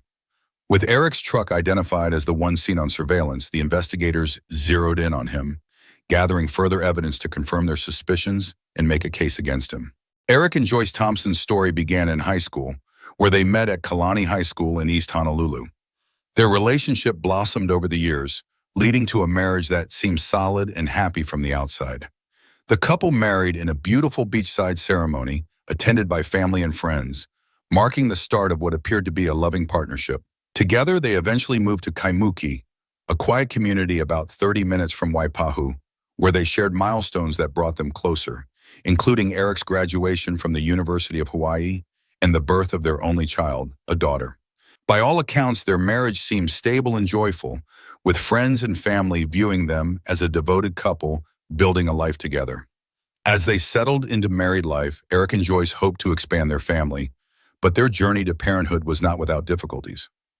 After experiencing a heartbreaking miscarriage, Joyce struggled with both the physical and emotional toll of trying to conceive again. Determined to try every possible avenue to grow their family, the couple turned to alternative medicine for support. This led them to John Tokuhara, a respected acupuncturist in Waipahu, recommended by a mutual acquaintance who believed his expertise in acupuncture might help with fertility and stress management. Joyce began visiting John regularly for treatment, initially seeking relief from back pain and fertility support. With John's care, Joyce found not only physical relief, but a supportive presence during an emotionally challenging time. After the birth of their daughter, Joyce continued seeing John for acupuncture, and her relationship with him gradually deepened. In what began as professional support, Joyce found emotional comfort and companionship, and over time, their connection developed into a romantic affair. For months, Joyce maintained this secret relationship, balancing her responsibilities at home with her increasingly complex feelings for John. Eric, meanwhile, was largely unaware of his wife's deepening connection to John, though he trusted that her continued sessions were simply for health benefits. But in July 2021, Eric discovered the affair. While he was away for work, home security footage captured Joyce leaving the house late at night, and Eric, suspicious of her actions, confronted her. Faced with undeniable evidence, Joyce confessed to the affair with John and agreed to end it. The couple, despite the strain of the betrayal, chose to work through their issues rather than separate. Joyce committed to cutting ties with John entirely, vowing to refocus on their marriage and rebuild the trust that had been broken. For her, the affair represented a complex chapter that she was prepared to leave behind to protect her family and their future. The betrayal had a profound effect on Eric, however. Despite his resolve to forgive, the affair had left deep emotional scars. Friends observed that he became increasingly withdrawn, his demeanor shifting in the months following the discovery. Outwardly, he appeared to support Joyce's commitment to restoring their marriage, but he struggled with feelings of anger and resentment toward John, the man he believed had violated his family's trust. In an attempt to move forward, the couple took significant steps toward rebuilding their relationship. Just 11 days before John's murder, Eric and Joyce signed a post-marital agreement that awarded Eric full custody of their daughter and ownership of their home in the event of another betrayal or divorce. While this agreement appeared to show a commitment to reconciliation, it also highlighted lingering mistrust. Joyce was willing to sign the document as a show of her loyalty, but for Eric, it served as both a reassurance and a form of control, a symbolic step toward mending their fractured relationship. Despite these efforts, the cracks in their marriage remained. Eric's ongoing struggle to forgive would eventually come to a tragic climax, as the residual anger and mistrust would lead investigators to suspect that he hadn't moved on as much as he claimed.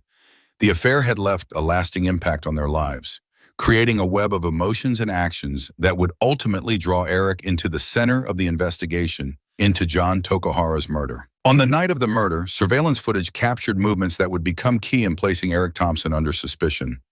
At around 5:20 p.m., a white Chevrolet Silverado registered to Eric was seen leaving his home and heading in the direction of John Tokuhara's clinic. Approximately 37 minutes later, at 5:57 p.m., Security cameras in the vicinity of the clinic recorded a similar white Silverado navigating the streets nearby. The truck made several turns before parking close to the clinic, and moments later, a figure wearing a light-colored bucket, hat, dark sunglasses, and multiple scarves exited the vehicle. This person entered the clinic at 6:16 p.m. and left just 48 seconds later, hurrying back in the direction of the truck. The vehicle then left the area, aligning almost exactly with the suspected time of the murder. Later that evening, additional footage showed Eric's truck pulling back into his driveway around 6:47 p.m. Roughly an hour after he returned home, a faint glow from a fire in Eric's backyard was captured by a neighbor's security camera, lasting for about 5 minutes. When investigators arrived, they found burn marks on a bucket and wheelbarrow in the backyard, suggesting something had recently been burned. Though Eric claimed he often used tiki torches in the backyard, the brief intensity and timing of this fire raised suspicions that it could have been used to destroy potential evidence from the crime scene. Further, at the clinic, detectives discovered a bucket hat believed to belong to the suspect, possibly dropped during the quick exit. Forensic testing on the hat was inconclusive. Although the DNA results did not definitively match Eric, they also did not exclude him, leaving open the possibility that he could be the source. Together, these pieces, Eric's timeline, the backyard fire, and the DNA results on the hat, created a pattern of circumstantial evidence, suggesting he may have been involved in John Tokuhara's murder. Each clue added to the overall narrative that pointed to Eric as the primary suspect, leading investigators to pursue their case against him.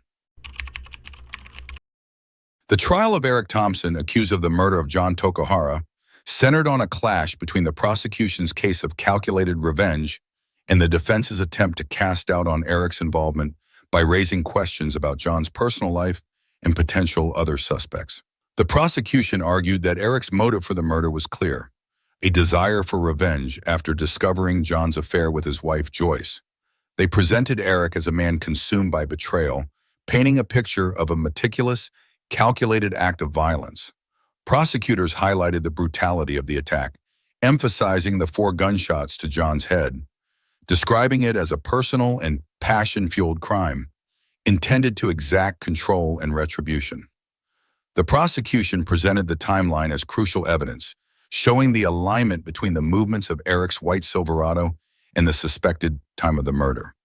They argued that Eric left his home with the intent to kill, drove to the clinic, committed the crime in under a minute, and then quickly returned home. Adding to the case was the suspicious fire in Eric's backyard shortly after he returned, which prosecutors suggested was an attempt to destroy evidence from the murder. The prosecution concluded that Eric's actions were those of a man who felt his perfect life was slipping away and was willing to kill to restore control. The defense's strategy was to cast doubt on Eric's guilt by highlighting alleged gaps in the evidence and redirecting attention to John's personal life. They introduced the idea of John Tokuhara's secret life, suggesting that he had engaged in other romantic affairs with married women, which could have created other motives for potential suspects. Witnesses were called to testify about John's past relationships, and some suggested that previous relationships had also ended due to affairs, potentially involving angry partners or family members who may have held grudges. The defense pointed out the circumstantial nature of the evidence, including the inconclusive DNA results from the hat left at the scene. They argued that although Eric's DNA could not be excluded, the results were not a direct match.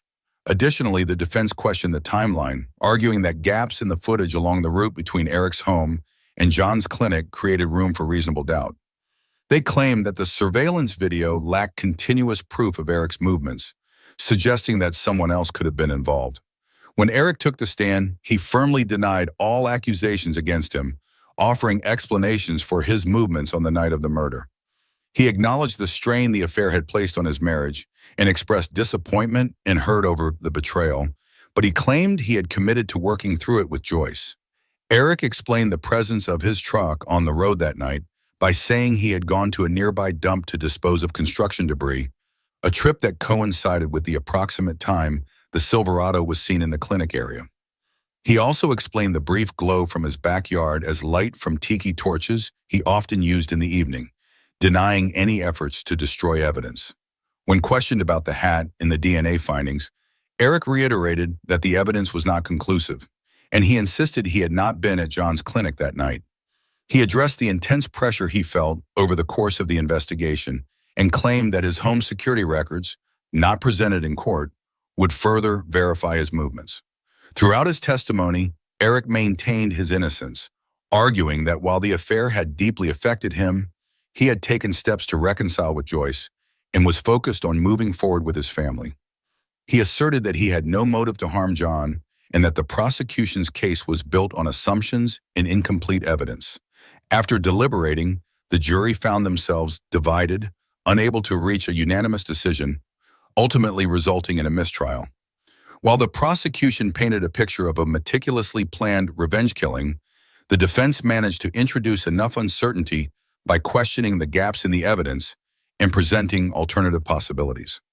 The trial left both sides preparing for a potential retrial, with the community awaiting a resolution in this complex and emotionally charged case. The trial concluded with a surprising turn when the jury, after days of deliberation, announced that they were deadlocked, unable to reach a unanimous verdict. This led the judge to declare a mistrial, leaving the case unresolved. 9 jurors had reportedly leaned toward a guilty verdict, while 3 held out for acquittal, citing the circumstantial nature of the evidence and gaps in the timeline as reasons for their doubt.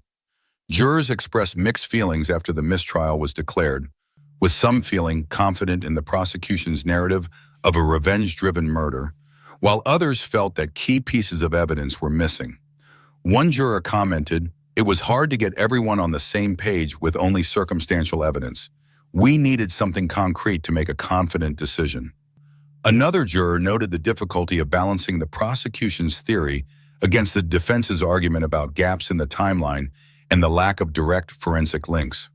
The public reaction was equally divided, with many community members expressing frustration at the inconclusive evidence that failed to bring justice for John Tokuhara. Some felt that the details presented by the prosecution painted a clear enough picture of Eric's guilt, while others found the defense's questioning of the evidence convincing enough to introduce doubt. As the news of the mistrial spread, friends and family of John expressed sorrow and disappointment that justice had yet to be served, and many hoped a retrial would bring clarity and closure.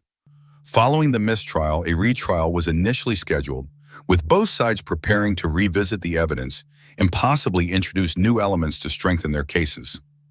The prosecution indicated plans to focus on closing gaps in the timeline and emphasizing the motive of betrayal, while the defense aimed to deepen their argument around alternative suspects and the inconclusive nature of the forensic evidence.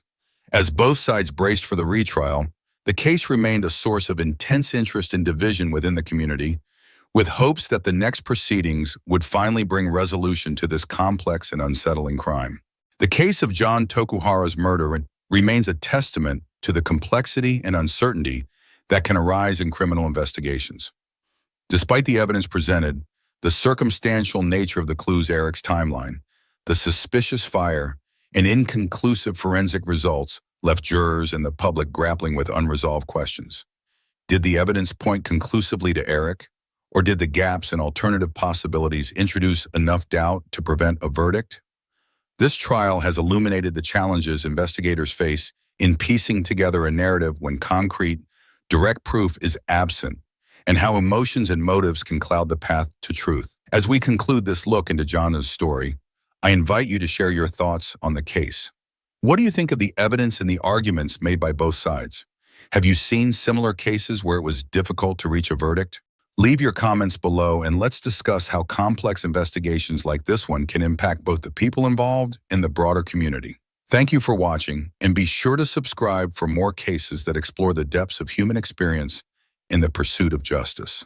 They say a child cannot choose their father, but a mother definitely can. In this case, that choice made all the difference.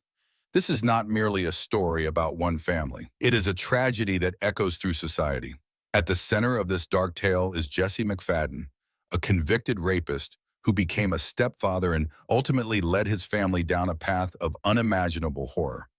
This tragedy raises painful and haunting questions. How did someone like McFadden gain the trust of those around him? Why did no one see the danger until it was too late?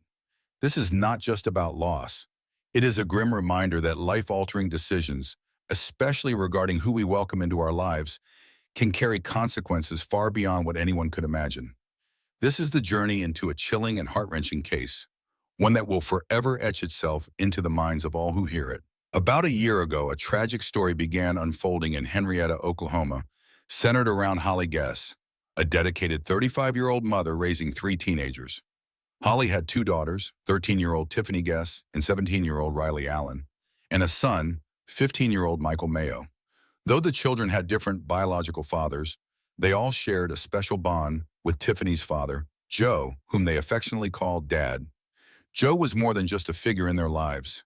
He was their rock, providing stability and unwavering support. Holly and Joe had been married for 13 years before eventually divorcing. Despite their separation, Joe's love and commitment to the children never faded. He cared for them as if they were his own, and even considered formally adopting Michael and Riley. However, their lives changed dramatically on May 26, 2022, when Holly remarried. She entered into a new marriage with Jesse McFadden, a union that would eventually lead their family down a dark and tragic path. Jesse McFadden's life was marked by a series of criminal behaviors that escalated in severity over time. Initially involved in theft, McFadden faced legal trouble for stealing a significant sum of money from a family member, an act that resulted in a felony conviction. His criminal history, however, took a much darker turn when he was charged and later convicted for a serious and violent assault involving a young woman. This crime led to a 20-year prison sentence. While incarcerated, McFadden's conduct raised significant red flags. He was repeatedly found in possession of contraband cell phones, which he used to engage in inappropriate and exploitative communications. This included contact with individuals outside of the prison system, some of whom were minors, raising serious concerns about his behavior even while under strict supervision. Despite these troubling incidents, McFadden managed to present a facade of compliance and productivity during his incarceration. His prison record showed positive evaluations for work performance and educational achievements, which contributed to his eligibility for early release. The decision to grant him early freedom, despite his repeated violations and evident predatory tendencies, prompted questions about oversight within the system. The risks he posed were evident, yet his release proceeded, leaving a lingering sense of unease and doubt about the safeguards intended to protect the public from such individuals. In 2021, Holly Guess married Jesse McFadden, a decision that would later prove to have devastating consequences for her family. At the time of their marriage, it remains unclear whether Holly was fully aware of McFadden's criminal past. What is evident, however, is that their relationship exhibited signs of manipulation. Jesse was reportedly able to exert a strong influence over Holly, potentially downplaying or concealing his criminal history to maintain control over the narrative of their relationship. This lack of full transparency created an environment where Holly may not have recognized or fully comprehended the potential danger he posed. Adding to this complexity, Holly's mother, Jeanette Mayo, took steps to warn her daughter about McFadden.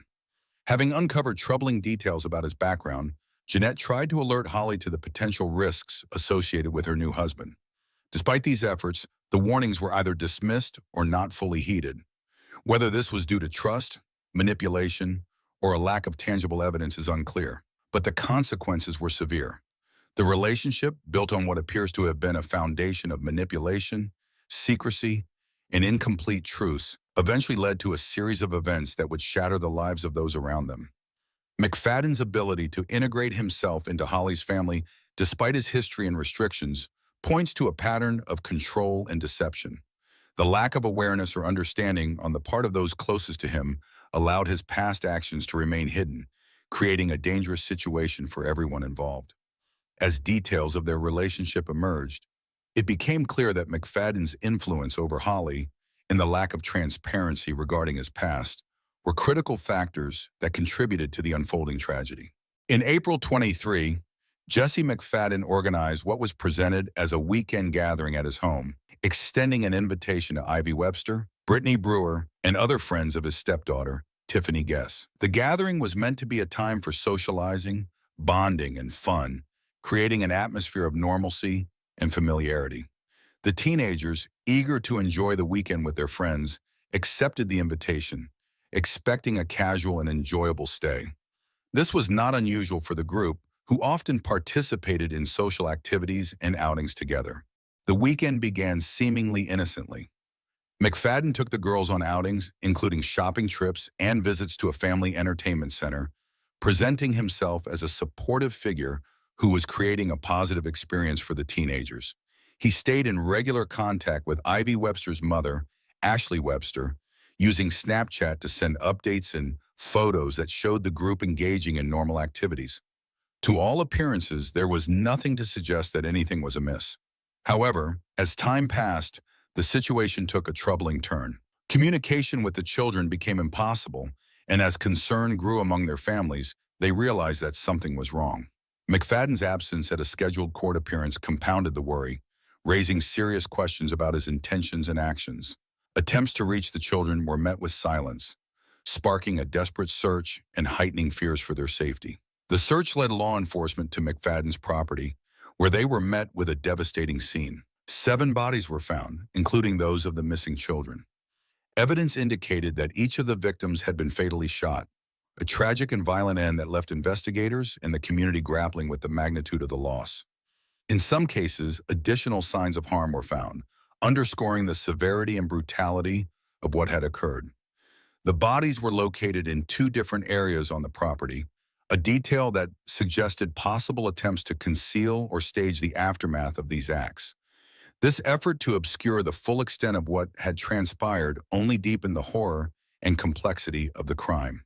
The discovery of the victims shattered any remaining illusions about McFadden's intentions and revealed a chilling reality that would leave lasting scars on the community and all those affected. The weekend that began with promises of connection and joy ended in a tragedy of unimaginable scope, exposing the true and horrific depths of McFadden's actions. Upon entering Jesse McFadden's property, investigators were met with a scene that revealed a deeply disturbing level of planning and premeditation. Among the evidence recovered were restraints, chains, and a range of other items designed to assert control over the victims. These items suggested that McFadden had gone to great lengths to ensure he could exert physical dominance, making escape or resistance difficult. Their presence was not incidental, but rather pointed to a calculated and deliberate effort to control and confine those in his proximity. In addition to these items, there were other pieces of disturbing paraphernalia found throughout the home. The presence of such materials indicated a sinister environment and highlighted the extent to which McFadden sought to manipulate and dominate his victims. This evidence painted a picture of a man who meticulously planned his actions, leaving little to chance and demonstrating a chilling degree of control and intent. The condition of the house itself further underscored the premeditated nature of McFadden's acts.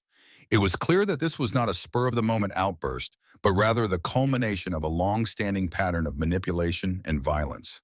The arrangements found within the property showed a high degree of planning, making the tragedy even more horrifying. Compounding the tragedy were significant lapses in law enforcement protocols and oversight. Despite McFadden's known criminal history and ongoing legal troubles, there were critical gaps in monitoring and supervising his activities. This lack of effective oversight allowed him to continue his behavior unchecked and contributed to the escalation that led to the tragic events. One particularly egregious failure was the decision to grant family members access to the crime scene before it had been fully secured and processed. This procedural lapse not only risked contaminating crucial evidence, but also inflicted additional trauma on grieving family members who were confronted with the shocking reality of what had occurred. Allowing access to the crime scene prematurely reflected a breakdown in protocol that raised serious questions about the effectiveness of law enforcement's handling of the case and their ability to ensure the integrity of the investigation. The combination of inadequate monitoring and procedural oversights highlighted systemic weaknesses that may have enabled McFadden to evade scrutiny for far too long. These failures became a focal point for community outrage and a call for accountability and reform to prevent similar tragedies in the future. The revelations from the crime scene served as a stark reminder of the importance of vigilance, effective oversight, and adherence to protocols in protecting the public and ensuring justice is served. In the days leading up to the tragic events, Jesse McFadden sent a series of messages to Caitlin, the young woman at the center of his pending legal case. These messages painted a picture of a man spiraling into desperation, gripped by fear of the consequences he faced in the upcoming trial. The messages revealed McFadden's mounting anxiety and fear of exposure, as the trial threatened to bring his past predatory behavior into public view and potentially lead to further incarceration. His words expressed a mix of resentment, self-pity, and deflection, as he tried to shift blame onto Caitlin for his deteriorating circumstances. McFadden's communications suggested that he viewed the trial as an existential threat to his carefully constructed life. He blamed Caitlin for his legal troubles, portraying himself as a victim and refusing to accept responsibility for his actions. His messages conveyed his desperation to avoid accountability, indicating that he would go to extreme lengths to prevent his life from unraveling. This fear of exposure and the potential loss of control over his narrative became a driving force behind his increasingly erratic and dangerous behavior. McFadden's need for control extended beyond his fear of legal consequences. Throughout his life, he exhibited a pattern of manipulation, using psychological tactics to dominate those closest to him. His relationship with Holly and her children was marked by his efforts to create a facade of stability and trust while concealing his darker tendencies. He exerted influence over Holly, isolating her from outside perspectives and creating an environment where he could maintain control. The messages McFadden sent to Caitlin reflected his attempts to control the narrative surrounding his actions. He sought to paint himself as a misunderstood victim, blaming others for his circumstances and refusing to accept the consequences of his behavior. This need for control was a consistent theme in his interactions, revealing a man driven by a desire to maintain power and avoid accountability at any cost. The intended trial against Jesse McFadden for inappropriate contact with Caitlin was rendered moot due to his death. Scheduled to be a pivotal moment in which McFadden would have been held accountable for his past actions, the trial never occurred. His death, along with the tragic events surrounding it, brought a sudden and devastating end to any legal proceedings.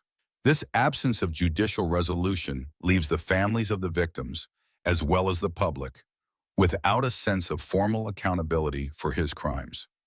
The inability to see McFadden face justice in court underscores the profound loss and leaves lingering questions about how and why such a tragedy was allowed to happen. The fallout from McFadden's actions has had a lasting impact on survivors and exposed serious flaws within the systems meant to protect vulnerable individuals from harm. Testimonies from past victims, such as Crystal Smith, have shed light on how the system failed to address and manage McFadden's behavior over the years. Crystal's story, recounting her own experiences of abuse at McFadden's hands, highlights how past warnings and red flags were either inadequately addressed or overlooked entirely. These failures allowed him to maintain a veneer of normalcy, enabling him to continue his harmful behavior under the guise of a reformed individual. The case has brought renewed scrutiny to legal oversights and gaps in monitoring and enforcing conditions for individuals with a history of predatory behavior. McFadden's ability to create a facade of stability and evade deeper scrutiny demonstrates the need for more robust measures to track, supervise, and intervene when warning signs emerge. The systemic issues at play, including inconsistent enforcement of restrictions and inadequate communication between agencies, underscore the urgency for reform. The aftermath of the tragedy has left families in the community in a state of profound grief and disbelief. For the parents of Ivy Webster and Brittany Brewer, the loss of their daughters is an unimaginable blow that has shaken their lives to the core. They continue to grapple with the shock and pain of losing their children in such a senseless and violent manner. The memories of Ivy and Brittany, vibrant and full of promise, are now a source of deep sorrow and a reminder of the fragility of life. Their families have been forced to navigate the overwhelming grief while also seeking answers and accountability for the systemic failures that allowed Jesse McFadden to continue his harmful behavior. Jeanette Mayo, the mother of Holly Guess, has spoken publicly about her daughter's relationship with McFadden and the manipulation that defined it. Jeanette reflects on the ways McFadden isolated and controlled Holly, creating a facade that concealed his true nature. For Jeanette, the tragedy has been compounded by the painful realization that her daughter and grandchildren were drawn into McFadden's web of control. Her reflections on Holly's experience underscore the devastating impact of manipulation and abuse, and her words serve as both a tribute to her loved ones and a call for greater awareness and vigilance. For Caitlin and other individuals who had suffered at the hands of McFadden, The tragedy has reopened old wounds and deepened the sense of trauma. The knowledge that McFadden's actions might have been prevented through more effective oversight and intervention has added to their pain and frustration. Caitlin, in particular, has been forced to confront not only her own past trauma, but also the realization that the system's failures allowed McFadden to continue causing harm. The emotional toll of this realization is immense, as survivors are left to grapple with a mix of grief, anger, and a sense of powerlessness. Past victims, including those who had interactions with McFadden during his time in prison, have come forward to share their stories and raise awareness about systemic shortcomings. Their voices highlight the need for comprehensive reform and greater accountability within the legal and correctional systems. The impact of the tragedy extends far beyond the immediate victims, touching the lives of all those who were affected by McFadden's actions. The journey to recovery is a long and difficult one, marked by the need for healing, justice, and systemic change to prevent similar tragedies from occurring in the future. In the face of such profound loss, the resilience and determination of survivors, families, and community members stand as a testament to the human capacity to seek light and hope in the darkest of times. Their efforts to honor the memory of their loved ones and push for meaningful change reflect a commitment to ensuring that the lessons of this tragedy are not forgotten and that no other families have to endure such devastating pain. The tragedy involving Jesse McFadden has ignited widespread public outrage, with significant scrutiny placed on the failures within the justice and correctional systems. Many are calling for a thorough examination of early release policies and the inadequate monitoring of high-risk offenders, questioning how someone with McFadden's criminal history was able to continue unchecked. The impact of McFadden's actions extends deeply into affected families and the community, leaving lasting social and psychological scars. Grieving families are forced to confront not only their loss, but also the realization that systemic failures may have contributed to their tragedy. This has prompted calls for increased oversight, stronger protective measures, and heightened accountability for institutions responsible for public safety. Closing reflection. The tragedy surrounding Jesse McFadden serves as a stark reminder of the hidden dangers that can lurk behind seemingly ordinary interactions. It emphasizes the importance of vigilance, critical awareness, and caution when dealing with new people or unexpected situations. Learning from this devastating event is essential to ensuring that such harm is recognized and prevented in the future. By staying informed and alert, individuals can better protect themselves and their communities from potential risks. If you found this story thought-provoking and want to stay informed about more true crime cases, be sure to subscribe to our channel. By joining our community, you'll be among the first to hear in-depth explorations of compelling cases, learn about systemic issues, and engage with others committed to seeking justice and awareness. Hit the notification bell so you never miss a new story.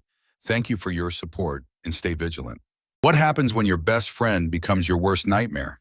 In 2006, a chilling case unfolded that shocked a community and left many questioning the depths of human capability for betrayal and violence. This is the story of Tiffany Hall, a woman whose close friendship with Jamela Tunstall turned into a horrific and tragic nightmare. From the bond they shared as lifelong friends to the unfathomable acts that shattered lives, this case reveals disturbing truths and challenges our understanding of trust and human behavior. Tiffany Hall and Jamela Tunstall were childhood friends who considered each other sisters, despite not being related by blood. Growing up together in East St. Louis, Illinois, they often found comfort and solidarity in their friendship, especially during difficult times. However, despite their deep bond, their lives took vastly different paths. Jamela Tunstall faced a troubled childhood, moving frequently between foster homes, which brought significant instability. But she was determined to rise above her circumstances.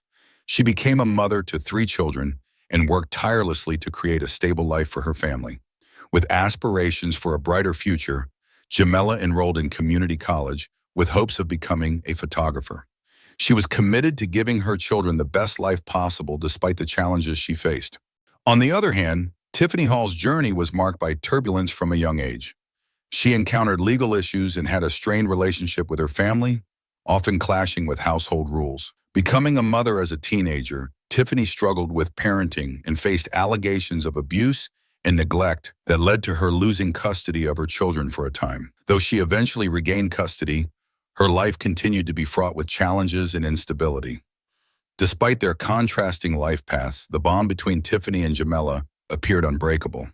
Yet the differences in how they navigated their struggles and hardships would ultimately lead to a devastating and unimaginable tragedy, shaking all who knew them and revealing one of the most shocking crime stories ever recorded.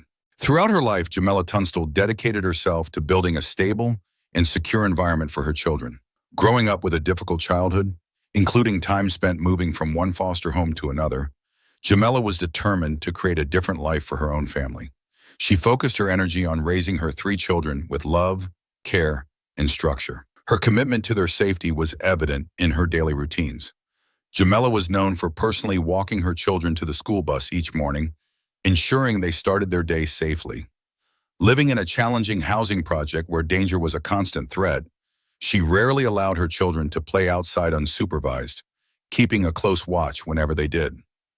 Her goal was simple yet powerful: to provide her children with a nurturing environment and shield them from harm. Beyond her commitment to her children, Jamela harbored dreams for her own future. Determined to improve her life and set an example for her kids, she enrolled in community college with the hope of becoming a photographer. Despite facing numerous challenges, including financial constraints and the pressures of single parenthood, she remained focused on her goals. Jamela's strength and perseverance were a testament to her desire to create a better life for herself and her family. In stark contrast, Tiffany Hall's life was marked by turmoil and instability. Unlike Jamela's efforts to build a positive environment, Tiffany faced a path fraught with legal troubles, erratic behavior, and strained family relationships. Her challenges began early in life, with frequent clashes with her family that led to a fractured and tumultuous home life. As a teenager, Tiffany found herself in trouble with the law, earning a reputation as a juvenile delinquent. Her relationship with her mother was particularly strained, characterized by conflicts that escalated over time. These issues extended into adulthood as Tiffany continued to encounter legal problems and struggled to maintain stability. Tiffany's challenges extended to her role as a mother. She became a parent at a young age but faced significant difficulties, losing custody of her children after allegations of abuse and neglect surfaced. Although she eventually regained custody, her life remained chaotic and unpredictable. Unlike Jamela, who worked tirelessly to create a structured life, Tiffany seemed unable to escape the cycles of instability and conflict that defined her existence. Her struggles with the law and erratic behavior became increasingly severe, painting a stark contrast between 2 women who, despite their shared history and friendship, ultimately followed vastly different paths. This divergence would tragically culminate in a series of events that shocked and devastated everyone who knew them. In mid-September 2006, a horrifying series of events began with a shocking claim by Tiffany Hall. On September 16th, she called the police, stating that she had just given birth to a stillborn baby at Frank Holton State Park in East St. Louis, Illinois. She arrived at the hospital carrying the lifeless newborn, reportedly wrapped in a blanket. Her demeanor was unusual, and when hospital staff approached her for a routine examination, Tiffany refused to allow them to examine her or the body. This act alone aroused immediate suspicion among medical personnel, who found her story inconsistent and concerning. As hospital staff and authorities began to question her version of events, another sinister development was taking place. Jamela Tunstall, a 7 months pregnant mother of 3, along with her children, suddenly vanished. Jamela was well known and well liked within her community, so her sudden disappearance, along with that of her children, sparked widespread concern and anxiety among friends and neighbors. The search for Jamela and her children intensified as days passed without any sign of them. Family and friends became increasingly desperate, circulating photos and pleas for help while authorities ramped up their investigation.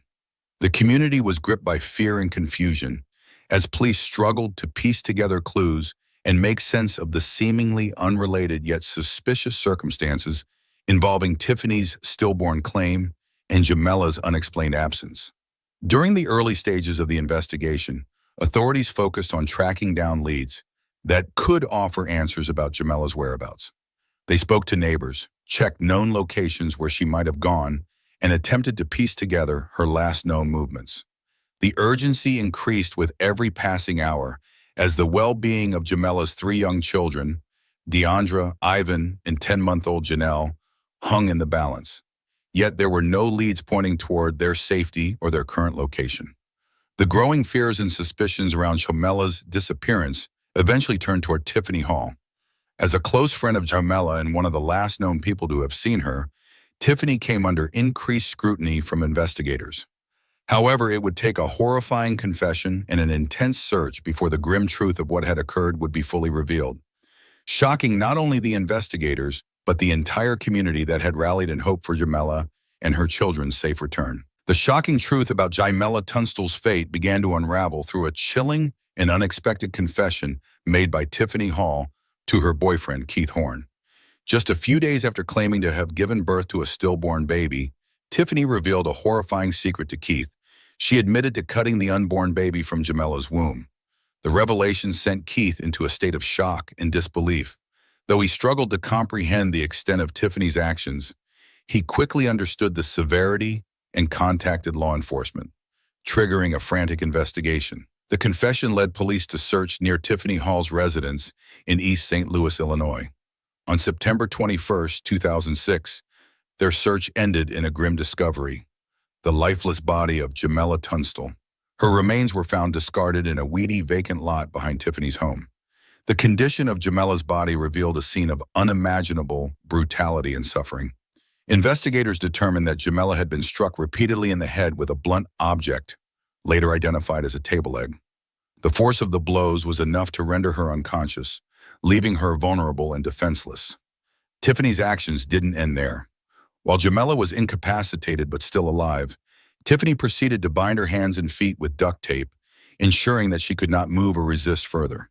As Jamela lay restrained, Tiffany made the horrific decision to use a pair of scissors to cut open her friend's abdomen in an attempt to extract the unborn baby. The crude and violent act was carried out with complete disregard for Jamela's life, leading to significant blood loss and eventually causing her death. Forensic evidence later confirmed that Jamela was still alive at the time of this gruesome procedure, making the act all the more tragic and chilling. The brutality and coldness of the crime left investigators, as well as the surrounding community, in utter disbelief. This was not merely a case of murder. It was a calculated and premeditated act of violence inflicted by someone Jamela had trusted deeply. The discovery of her body, combined with the details of her final moments, revealed the extent of betrayal and violence that Tiffany Hall was capable of. As the investigation continued, it became clear that this was only part of the horror. Authorities would soon find out that Jamela's three young children were also victims, leading to a heartbreaking and deeply disturbing conclusion to the case. The betrayal by a trusted friend and the grotesque nature of Tiffany's actions highlighted the depths of human cruelty and left a lasting mark on everyone touched by this tragedy. The most devastating chapter in the tragic case of Jamela Tunstall unfolded when authorities shifted their focus to finding her three children: 7-year-old Deandra, 2-year-old Ivan, and 10-month-old Janelle. And as the investigation progressed, hope that the children might still be found alive diminished. On September 22, 2006, police re-entered Jamela's apartment, hoping to gather any clues that could aid in locating the missing children. It was then that they were met with a horrific discovery, one that shocked even experienced investigators. Inside the apartment, authorities were confronted with a foul odor that hinted at the grim reality they were about to uncover. Upon further inspection, they found the bodies of Jamela's three young children in the most unthinkable of places. 2 of the children were crammed inside a washing machine, while the third was found in the dryer. The gruesome scene left no doubt that their young lives had been ended in a manner that was both deliberate and cruel. The discovery not only confirmed their deaths, but highlighted the extent of Tiffany Hall's betrayal and brutality. According to the evidence and subsequent confessions, Tiffany Hall carried out the murders of Jamela's children shortly after taking their mother's life. On September 18th, just days after murdering Jamela, Tiffany returned to Jamela's apartment with the children. Posing as their caretaker, she used their trust and familiarity with her to gain access. What followed was a chilling series of actions that stripped away any sense of safety the children might have felt. Tiffany reportedly filled a bathtub with water, and one by one she drowned each of the children. Some accounts suggest that she may have given the children cough syrup to sedate them, making it easier for her to carry out the murders without resistance. The methodical nature of these actions, along with her ability to carry them out despite their helplessness, left a deep scar on everyone who learned of the details. After killing the children, Tiffany made an attempt to conceal her crimes by placing their bodies in the washing machine and dryer within Jamella's apartment.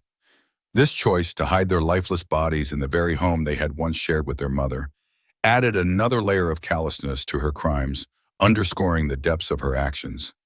Tiffany never provided a clear motive for why she killed Jamella's children, leaving investigators, the community, and the victims' loved ones grappling with a painful void of unanswered questions. While speculation has centered on possible factors such as mental illness, jealousy, or desperation, no explanation can fully account for the brutality and deliberate nature of her crimes. The community was left reeling not only from the loss of Jamella, but also from the senseless deaths of her 3 young children. The horror of their fate remains a painful reminder of how deeply trust can be betrayed and how quickly lives can be shattered. For the families, friends, and neighbors who knew and cared for Jamella and her children, the loss remains an unbearable burden, a tragic chapter in a story that will never be forgotten. Following the horrifying revelations of her crimes, Tiffany Hall was swiftly taken into custody and faced an array of serious charges, including the murders of Jamella Tunstall, her unborn child, and Jamella's 3 young children. Initially, Tiffany pleaded not guilty, but as the evidence against her mounted and the gruesome details of her actions came to light, she changed her plea. In June 2008, Tiffany Hall pleaded guilty to 5 counts of murder. As a result, she was sentenced to life in prison without the possibility of parole, sparing her from the death penalty, but ensuring she would spend the rest of her life behind bars. However, the legal proceedings did not end with Tiffany's sentencing. Her defense team raised concerns regarding her mental health, asserting that her long-standing psychological issues may have influenced her actions. They cited her history of mental illness, which reportedly began during her childhood and included multiple hospitalizations. During her initial evaluation, Tiffany was deemed mentally fit to stand trial, but questions remained about her mental state at the time of the crime. Subsequent reports highlighted diagnoses such as psychotic disorder, post-traumatic stress disorder, schizophrenia, mood disorders, and mild intellectual disability. These diagnoses became the basis for her appeals and post-conviction petitions, which claimed that her legal representation failed to adequately address her mental health during her trial. Tiffany filed multiple appeals in an effort to have her conviction reviewed or her sentence reduced. In her petitions, she argued that her defense lawyers did not fully investigate her mental health history or present sufficient evidence to challenge her competency during the time of the crimes. One critical point raised was that some psychiatric evaluations were completed after she had already entered her guilty plea, potentially affecting the fairness of her trial. While most of Tiffany's appeals were denied, in 2020, she achieved a small victory when an appellate court that allowed her to continue pursuing post-conviction relief. This decision granted her the opportunity to raise further arguments about her mental health and the adequacy of her legal representation. Despite this limited success in the appeals process, Tiffany Hall remains incarcerated, serving her life sentence without the possibility of parole. For many, her imprisonment provides some measure of justice and closure. But for Jamella Tunstall's family and the community, the scars of her brutal actions will never fully heal. The aftermath of the brutal murders of Jamella Tunstall, her unborn child, and her 3 young children left a lasting impact on the community. The tragedy resonated deeply with the sheer brutality of the crimes, leaving friends, neighbors, and strangers reeling in shock and grief. In the days and weeks that followed the revelations, the community came together to mourn and support Jamella's surviving family members. The funerals for Jamella and her children were deeply emotional events. On September 29, 2006, a massive crowd of over 700 people gathered to pay their respects and honor the lives of Jamella and her children. Friends, family members, and even those who did not know the family personally attended the services to offer their condolences and support. The scale of the gathering was a testament to the profound impact the crime had on the community, bringing together people from different walks of life to grieve collectively. Stories were shared about Jamella's bright smile, her love for her children, and the joy they brought to her life. The children were remembered fondly for their unique personalities and playful spirits, offering moments of warmth amid the heartbreak.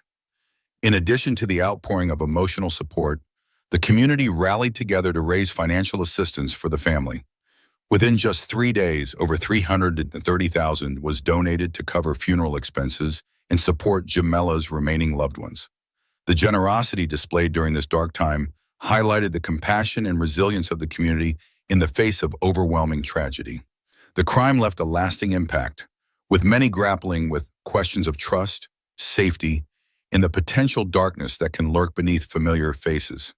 The betrayal and brutal violence perpetrated by Tiffany Hall, someone Jamella had considered a trusted friend, served as a chilling reminder of the unpredictability of human behavior. For years to come, the community would continue to reflect on the loss, honor the memories of Jamella and her children, and work to support each other in the wake of unimaginable pain. The case of Tiffany Hall raises numerous questions about her motivations, behavior, and the role mental health may have played in her actions. Speculation about Tiffany's mindset has been a central theme in attempts to understand what led her to commit such heinous acts against her friend Jamella Tunstall and her children. While her history of mental illness, including diagnoses of psychotic disorder, schizophrenia, mood disorders, and more, was presented during her legal proceedings, it remains unclear how much these factors influenced her crimes. Some argue that her actions were the result of deeply rooted psychological struggles and untreated trauma, while others see her as calculating and devoid of empathy, using her friendship with Jamella to carry out premeditated violence. The nature of Tiffany's acts, ranging from the calculated murder of a pregnant friend to the drowning of innocent children, forces society to grapple with the limits of human cruelty and the potential for betrayal in even the closest of relationships. Her decision to stage a stillbirth and mislead others with a fabricated story adds another layer of darkness and calculation to her crimes, sparking heated debates on the balance between punishment and rehabilitation in such cases. The public reaction to Tiffany's sentencing has been mixed but often unified in one sentiment: outrage and disbelief. Many question whether life in prison without the possibility of parole is enough for someone who committed such brutal and calculated murders. Others have argued that even the harshest legal consequences cannot undo the suffering caused or bring true justice to Jamella and her children. The question, is life in prison enough for what she did, lingers, reflecting a broader debate about justice, punishment, and society's response to extreme acts of violence. For some, her confinement offers a sense of safety and closure, while for others, it remains a painful reminder of lives lost too soon with no true resolution. The tragic case of Tiffany Hall and Jamella Tunstall underscores the profound complexity of human behavior and relationships. What began as a deep friendship rooted in mutual support and shared struggles ultimately devolved into a shocking betrayal and a series of horrifying acts. The case raises difficult questions about the capacity for violence within seemingly ordinary people, the impact of mental health struggles, and the thin line between trust and danger. As we reflect on this heartbreaking story, we are reminded of the darkness that can sometimes hide within the most unexpected places. To those who have followed this deep dive into the case, we invite you to engage with us further. Share your thoughts and reflections on what drives such unthinkable acts and what lessons we might learn from these tragic events. If you find this content meaningful and wish to explore more true crime stories and deep dives, please consider liking this video, leaving a comment with your thoughts, and subscribing to our channel. Your support helps us bring more stories to light and creates a space for thoughtful discussion around difficult and important topics. Thank you for joining. Welcome back to the channel. Today we explore a heartbreaking case that turns a family reunion into a scene of tragedy and shock. What should have been a joyous gathering ended in one of the most devastating mass murders Canada has ever witnessed. The impact of this massacre has left a lasting scar, not just on the family involved, but on the entire community, resonating deeply across the nation. In 2011, Dhanushka Wickramasinghe left Sri Lanka, driven by a singular purpose: to carve out a promising future for his family in Canada. The decision was not an easy one, but he was determined to create a better life filled with new opportunities.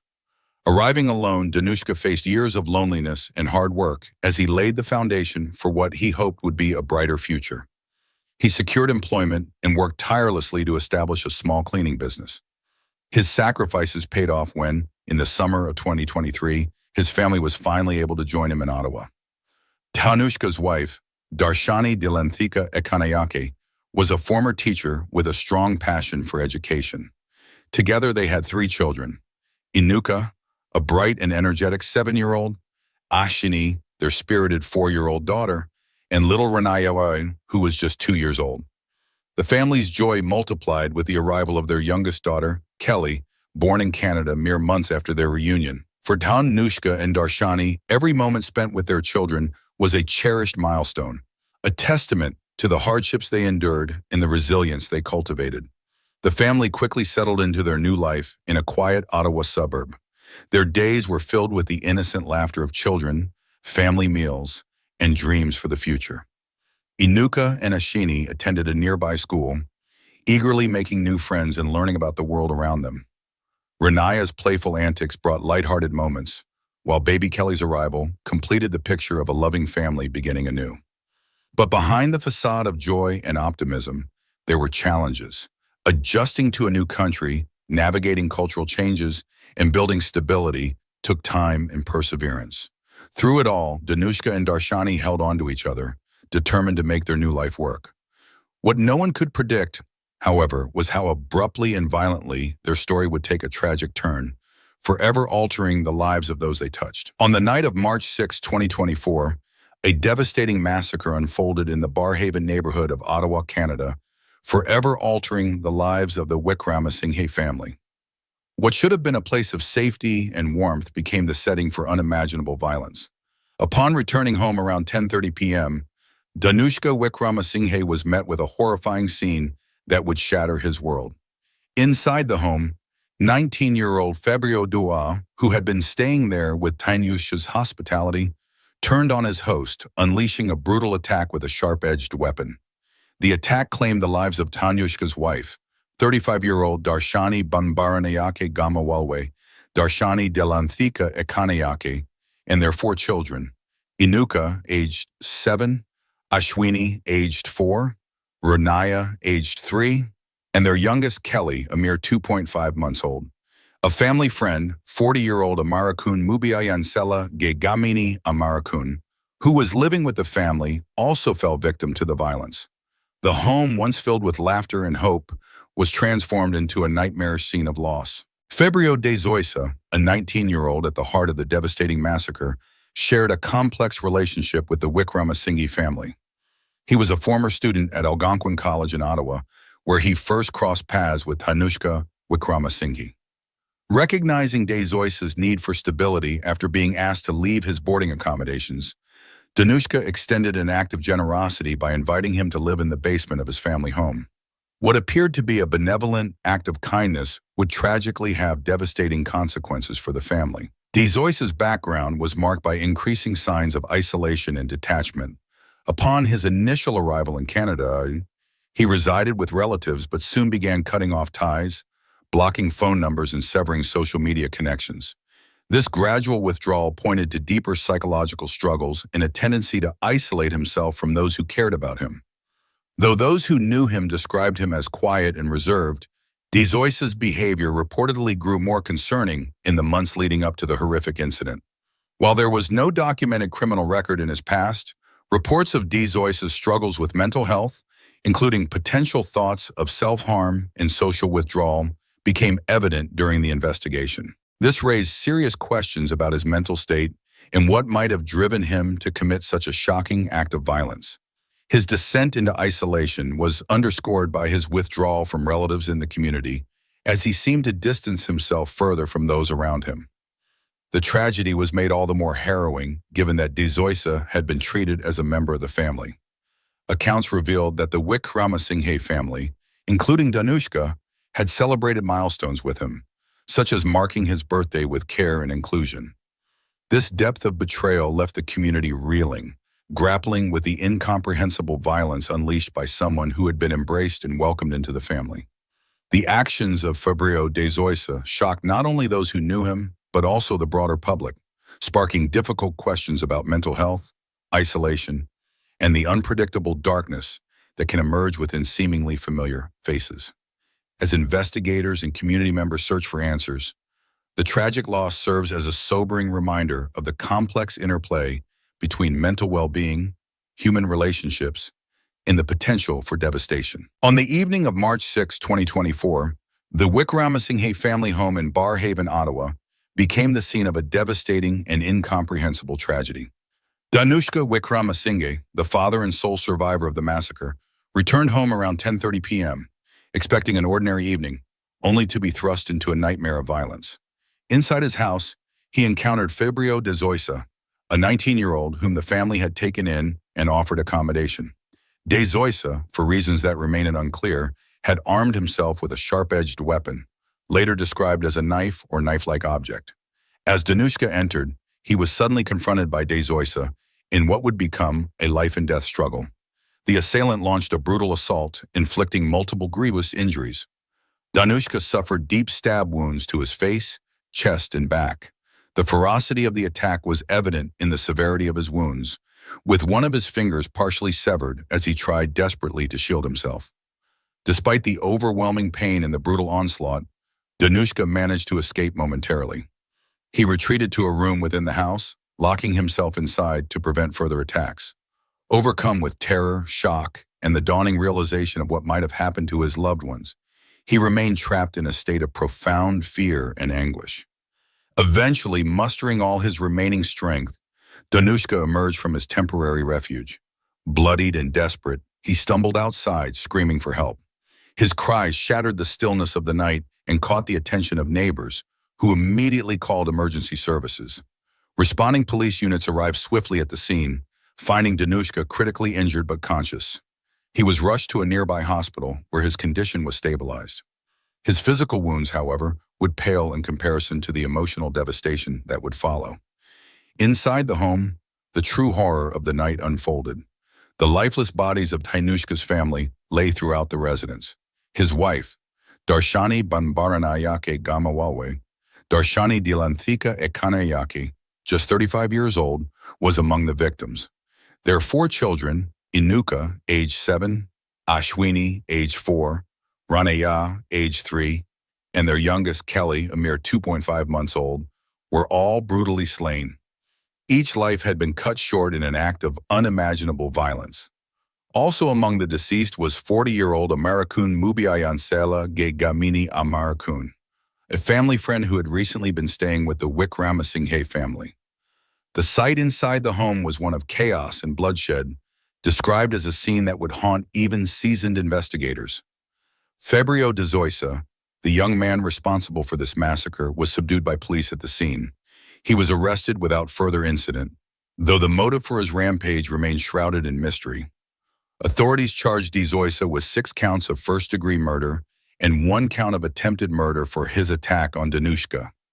In the aftermath of the massacre, the community and nation grappled with shock and grief. The senseless and extreme violence perpetrated within what was once a loving family home left many searching for answers and a way to comprehend the unfathomable. The story of the Wickramasinghe family, torn apart in an instant, serves as a chilling reminder of the potential darkness lurking behind familiar faces and the fragility of life itself. Darshani was a dedicated mother and a woman of admirable strength and compassion. At 35 years old, she had built a meaningful life centered around her family and cultural roots. Darshani held a degree from Colombo University in Sri Lanka, where she had been a standout student. Prior to moving to Canada, she worked at St. Benedict Model School, where she was remembered as a devoted educator who cared deeply about her students' well-being and academic growth. Her transition to life in Canada was fueled by the dream of providing better opportunities for her children, and she embraced her new life with determination and optimism. Darshani was known not only for her dedication to her family, but also for her generous spirit and warm personality. She was deeply committed to her Buddhist faith and carried a sense of peace and humility in her daily interactions. She often volunteered within her local community, offering support and guidance to fellow immigrants navigating the complexities of resettling in a new country. Darshani was described by friends and family as loving, nurturing, and selfless, a beacon of strength for her family and a valued member of her community. The Wickramasinghe family's move from Sri Lanka to Canada was not just about seeking a brighter future, but also about maintaining their cultural ties and sense of belonging within the diaspora community. The family was well known within Ottawa's Sri Lankan community, actively participating in gatherings and cultural events that allowed them to stay connected to their roots. They were respected and cherished for their kindness, hospitality, and dedication to preserving their heritage while adapting to life in a new country. Through their community involvement, the Wickramasinghe family touched the lives of many, offering support to others who face similar challenges of starting anew in a foreign land. Darshani, in particular, was a guiding presence, offering advice, friendship, and encouragement to those who knew her. Her passing, along with the tragic loss of her children, left a profound void within the Sri Lankan and broader Ottawa communities, who mourned not just the loss of lives, but the silencing of a warm, hopeful family spirit. The aftermath of the massacre of the Wickramasinghe family sent shockwaves through Ottawa and reverberated far beyond, reaching both the Sri Lankan community in Canada and grieving loved ones back in Sri Lanka. The tragedy claimed the lives of Darshani Dilanthika Ekanayake, her 4 children, and a family acquaintance, leaving Danushka Wickramasinghe as the sole surviving family member. The loss of life was unfathomable, and the weight of the grief was evident as communities mourned together. Darshani's mother, Gantha Ekanayake, recalled her final conversation with her daughter on the night of March 6, 2024. As they spoke, she sensed something was troubling Darshani, but their conversation ended quickly without delving into details. The next day, Gantha's worst fears were realized when news broke of the massacre. Her grief, compounded by the memory of that last call, became a painful reminder of what could never be undone.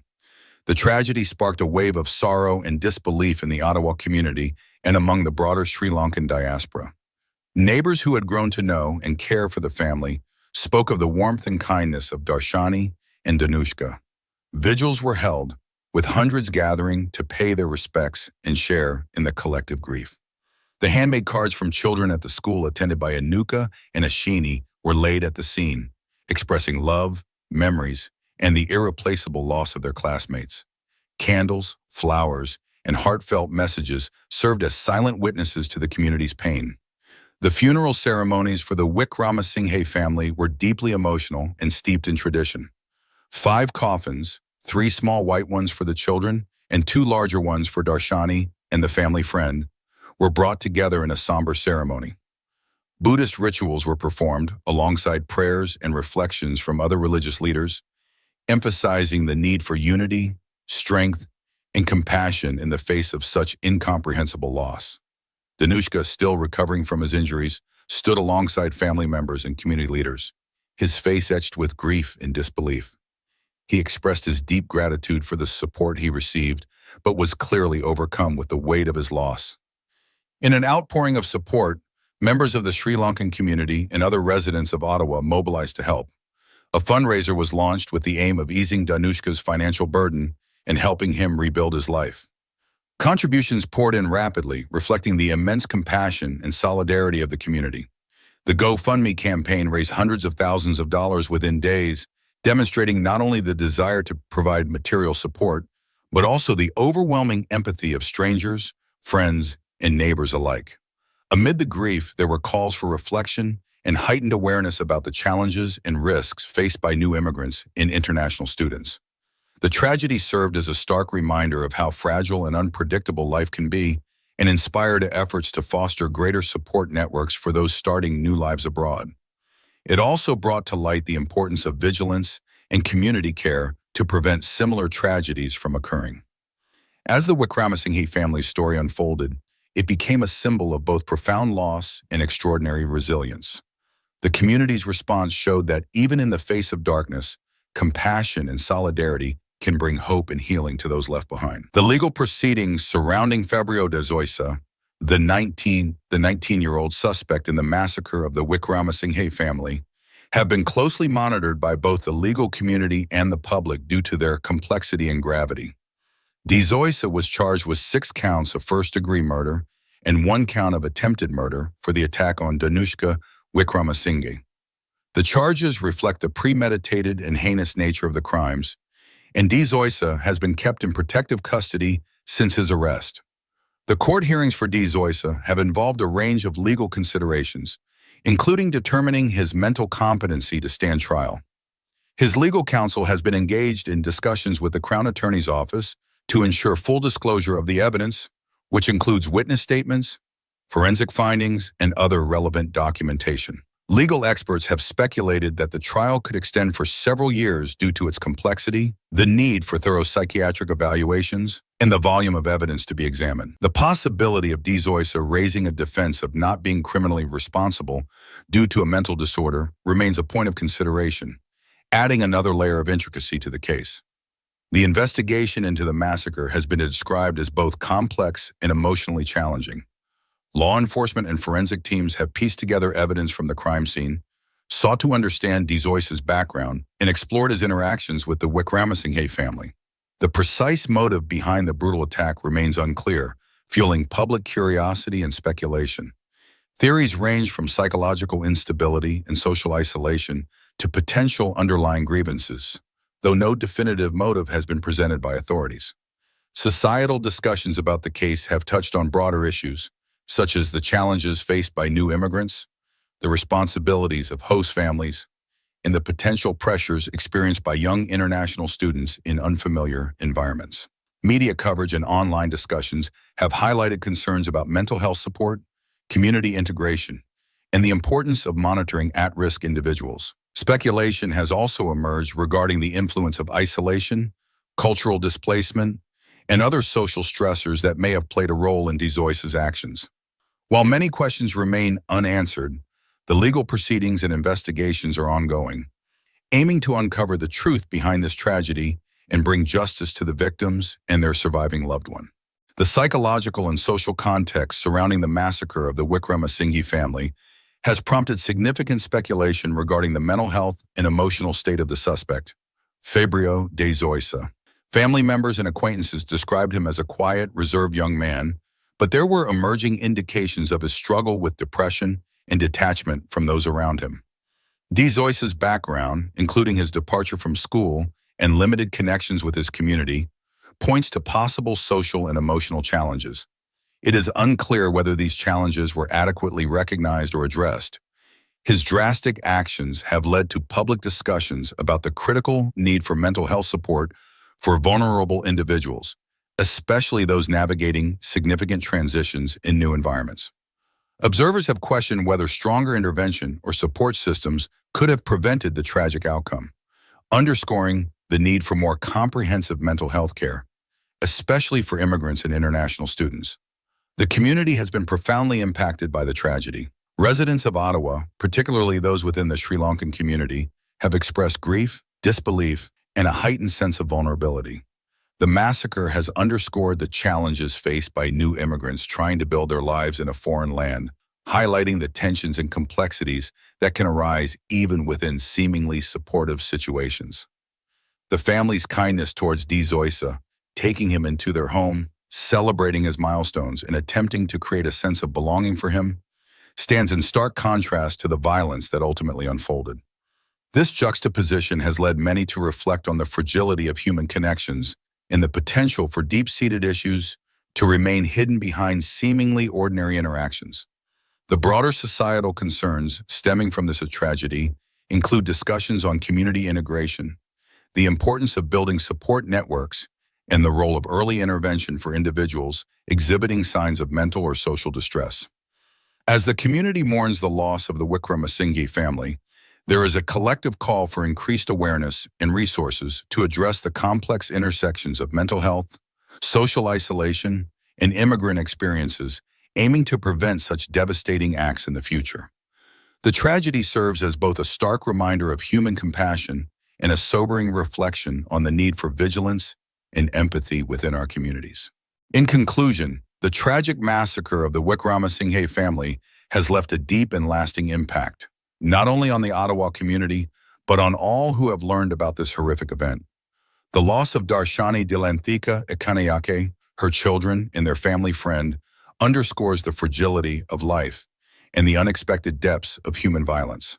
The senseless nature of their deaths is a stark reminder of how acts of kindness can sometimes lead to unimaginable outcomes, highlighting the complexities of trust in human relationships. The ongoing legal proceedings involving Fabio de Zoisa offer no easy answers, only raising more questions about his motives, mental health, and what might have been done to prevent this tragedy. As investigators continue their work, the community remains vigilant, hoping that justice will bring some measure of closure to those who are grieving. To all those hearing this story, we invite you to reflect on the layers of this tragedy, on the importance of community support, mental health awareness, and vigilance in helping those who may be struggling silently. Share your thoughts, stories, or reflections. This is a conversation that matters for healing, for prevention, and for honoring the memory of those lost.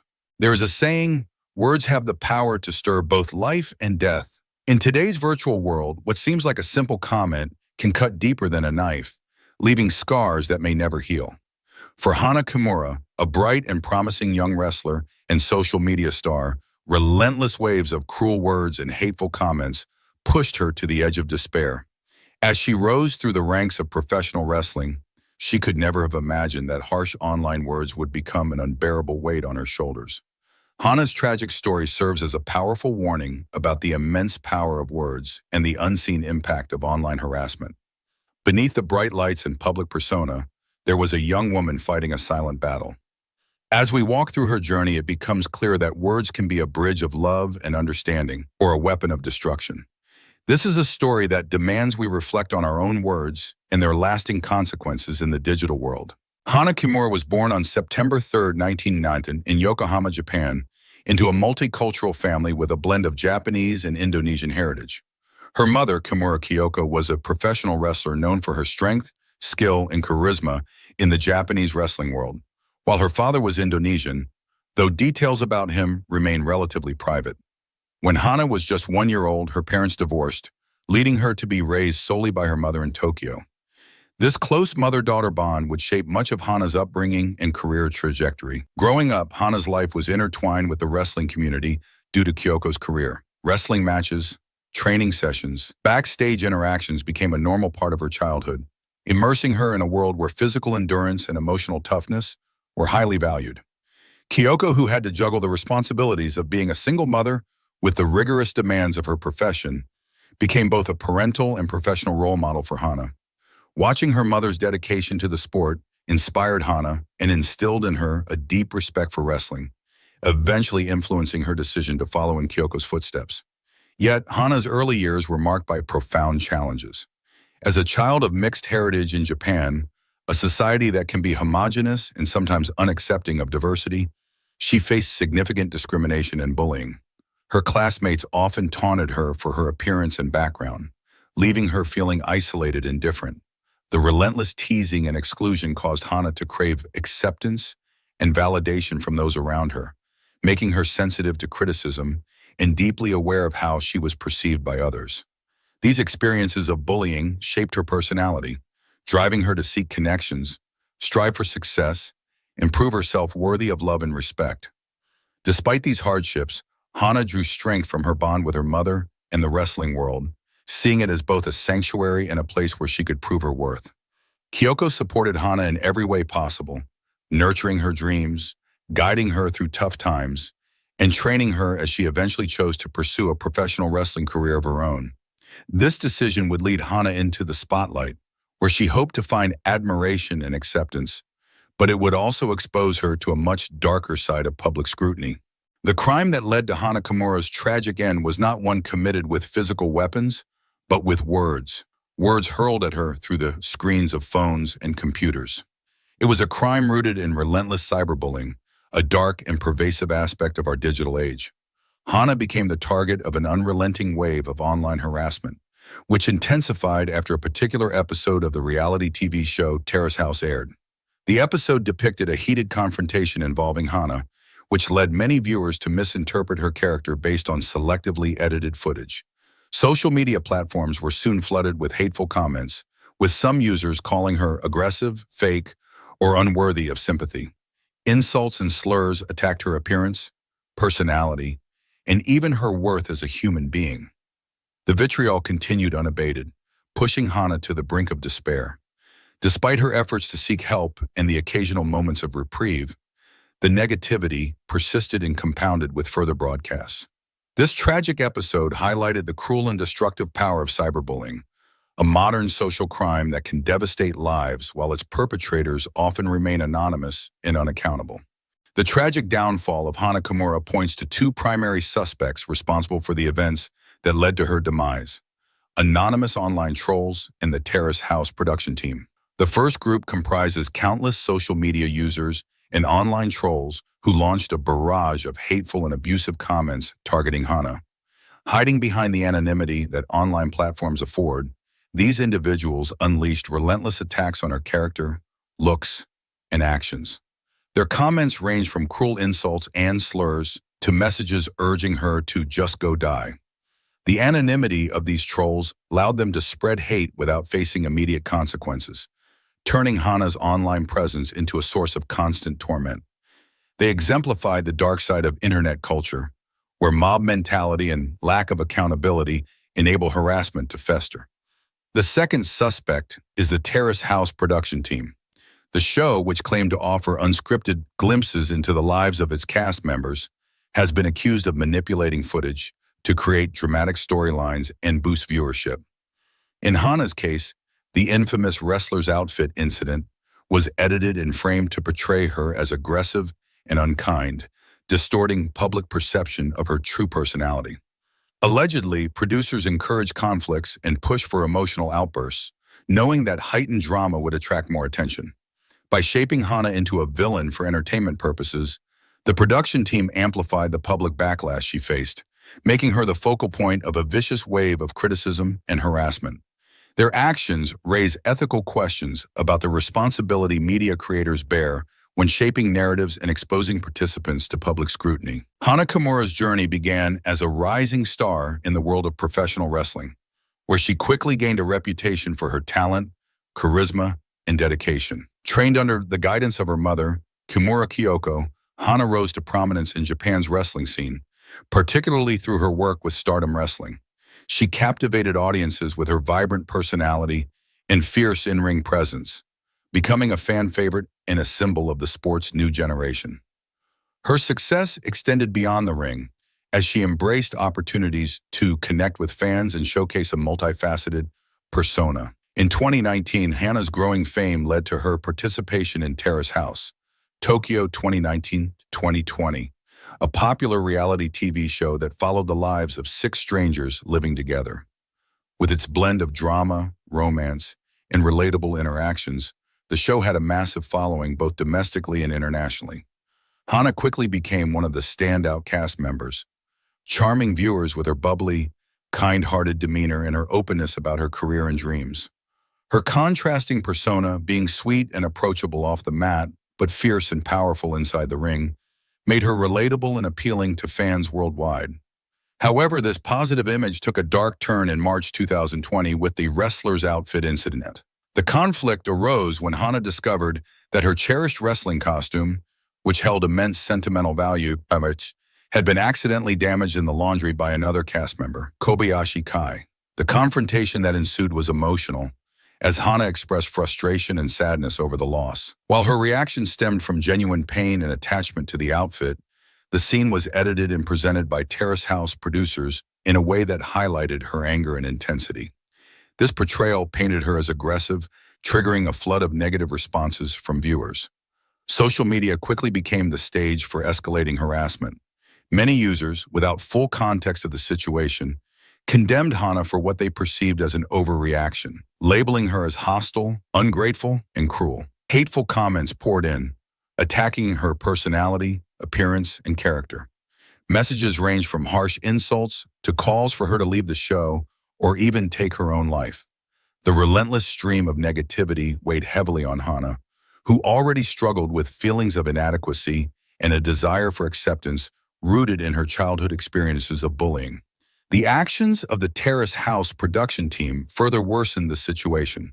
Hana's mother and other sources later revealed that producers had allegedly encouraged her to amplify the conflict for dramatic effect.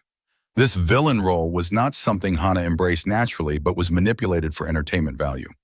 The production team's intervention, along with selective editing, distorted public perception of her true personality. Even when Hana sought help, expressing her distress over the backlash to the producers, she received little meaningful support. The situation deteriorated in May 2020 when the show's producers re-released unaired behind-the-scenes footage and aired the controversial episode again, reigniting public criticism and exposing Hana to another wave of harassment. This reignition of the wrestler's outfit incident once more amplified the negative attention directed at her, leaving Hana in a fragile mental state.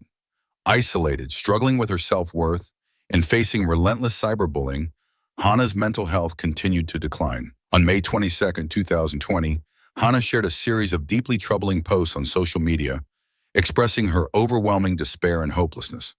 She revealed that she was receiving hundreds of hateful comments daily and that she felt unable to endure the pain any longer. Later that night, Hana took her own life in her Tokyo apartment. Her final messages to her loved ones, including a heartbreaking apology to her mother, underscored the depth of her suffering. Hana Kimura's tragic death highlights the devastating impact of cyberbullying, reality TV exploitation, and the lack of adequate support for individuals in the public eye. It stands as a sobering reminder of the consequences of online cruelty, media manipulation, and unchecked harassment. Hana Kimura was a talented and promising professional wrestler, widely recognized as one of the brightest stars of Stardom, Japan's premier women's wrestling promotion. With a unique blend of charisma, athleticism, and passion for her craft, she quickly rose through the ranks to become one of the most beloved figures in the sport. Hana's wrestling style showcased not only physical strength, but also creativity and flair, capturing the attention of fans both in Japan and abroad. As a second-generation wrestler, she carried on her mother Kimura Kyoko's legacy with pride, determined to leave her own mark on the industry. Beyond her public persona as a fierce competitor, Hana was known to those close to her as a sensitive, kind-hearted, and empathetic young woman. She had a genuine desire to connect with others, often going out of her way to make people feel comfortable and seen. This openness and vulnerability made her a favorite among fans, but it also meant she was deeply affected by criticism and negativity. Having experienced bullying as a mixed-race child, Hana craved acceptance and strove to be liked, making her especially susceptible to the harsh judgments of strangers online. Hana's growing fame brought both adoration and pressure. Her participation in the reality TV show Terrace House introduced her to a broader audience, further amplifying her public exposure. While it initially seemed like an opportunity to connect with more fans, the experience ultimately laid bare the dark side of public life. The pressures of being in the spotlight, combined with the scrutiny and expectations from viewers, made her vulnerable to the negative impacts of online harassment. Despite her outward strength as a professional wrestler, Hana faced immense struggles behind the scenes. The barrage of hurtful comments and the relentless wave of cyberbullying during her time on Terrace House weighed heavily on her mental health. Her sensitive nature made it difficult for her to brush off the hate, and the lack of meaningful support from those around her only deepened her sense of isolation. Hana's story is one of a young woman who dedicated herself to bringing joy to others, but ultimately became a victim of a cruel and unrelenting digital world that she could not escape. The death of Hana Kimura in May 2020 sent shockwaves through Japan and reverberated across the world, eliciting an overwhelming outpouring of grief and disbelief from fans, fellow wrestlers, celebrities, and the wider public. Hana, known for her bright smile and passionate dedication to professional wrestling, was mourned as a talented star whose life ended far too soon due to the relentless cruelty of cyberbullying. Fans flocked to social media and wrestling forums to share messages of love, sorrow, and tributes to her memory. Memorials were held both online and in the wrestling community to honor her legacy and reflect on the tragic circumstances of her passing. Fellow wrestlers, both in Japan and internationally, expressed their shock and heartbreak. Many of Hana's colleagues spoke publicly about the deep impact she had on the wrestling world and how her loss underscored the need to better protect vulnerable individuals from the dark side of public exposure. Wrestlers from Stardom and other promotions offered heartfelt tributes, remembering Hana as a bright, caring soul who brought passion and spirit into every match she fought. For many in the wrestling community, her death was a painful reminder of the mental and emotional challenges that public figures often face. Celebrities, too, were quick to condemn the toxic culture of online harassment that contributed to Hana's demise. Prominent figures spoke out against cyberbullying, calling for greater awareness, compassion, and stronger protections for those in the public eye. Some shared their own experiences with online hate, underscoring the universality of the issue and the need for systemic change. Notably, in the immediate aftermath of Hana's death, many of the same people who had previously criticized or harassed her scrambled to delete their hateful comments, deactivate their accounts, or publicly express regret. This collective sense of guilt and accountability highlighted a sobering public realization. Words and actions online have real-life consequences. While some of these reversals may have been driven by fear of backlash, they also reflected a deeper awareness of the devastating impact that anonymous cruelty can have on a person's mental health. Hana's death drew comparisons to other high-profile tragedies linked to online harassment, including the case of Korean singer and actress Sully, who also faced relentless cyberbullying before her tragic death. These parallels underscored a pattern of systemic failures to protect vulnerable individuals from online abuse, especially young women in the public eye. Such comparisons spurred discussions across social and traditional media about the ethical responsibilities of fans, the role of media in creating and exacerbating harassment, and the urgent need for legal reforms to combat cyberbullying. In the wake of this tragedy, there were widespread calls for change. Campaigns and initiatives against cyberbullying gained momentum, with demands for stricter penalties for online harassment and better support systems for those affected. Organizations dedicated to mental health and digital safety intensified their efforts, using Hana's story to emphasize the human cost of online cruelty. Hana's mother, Kimura Kyoko, emerged as a powerful advocate for change. Despite her own immense grief, she dedicated herself to raising awareness about cyberbullying, sharing her daughter's story to ensure that no one else would suffer the same fate. Kyoko's courage and resilience resonated with the public, turning her loss into a force for meaningful dialogue and reform.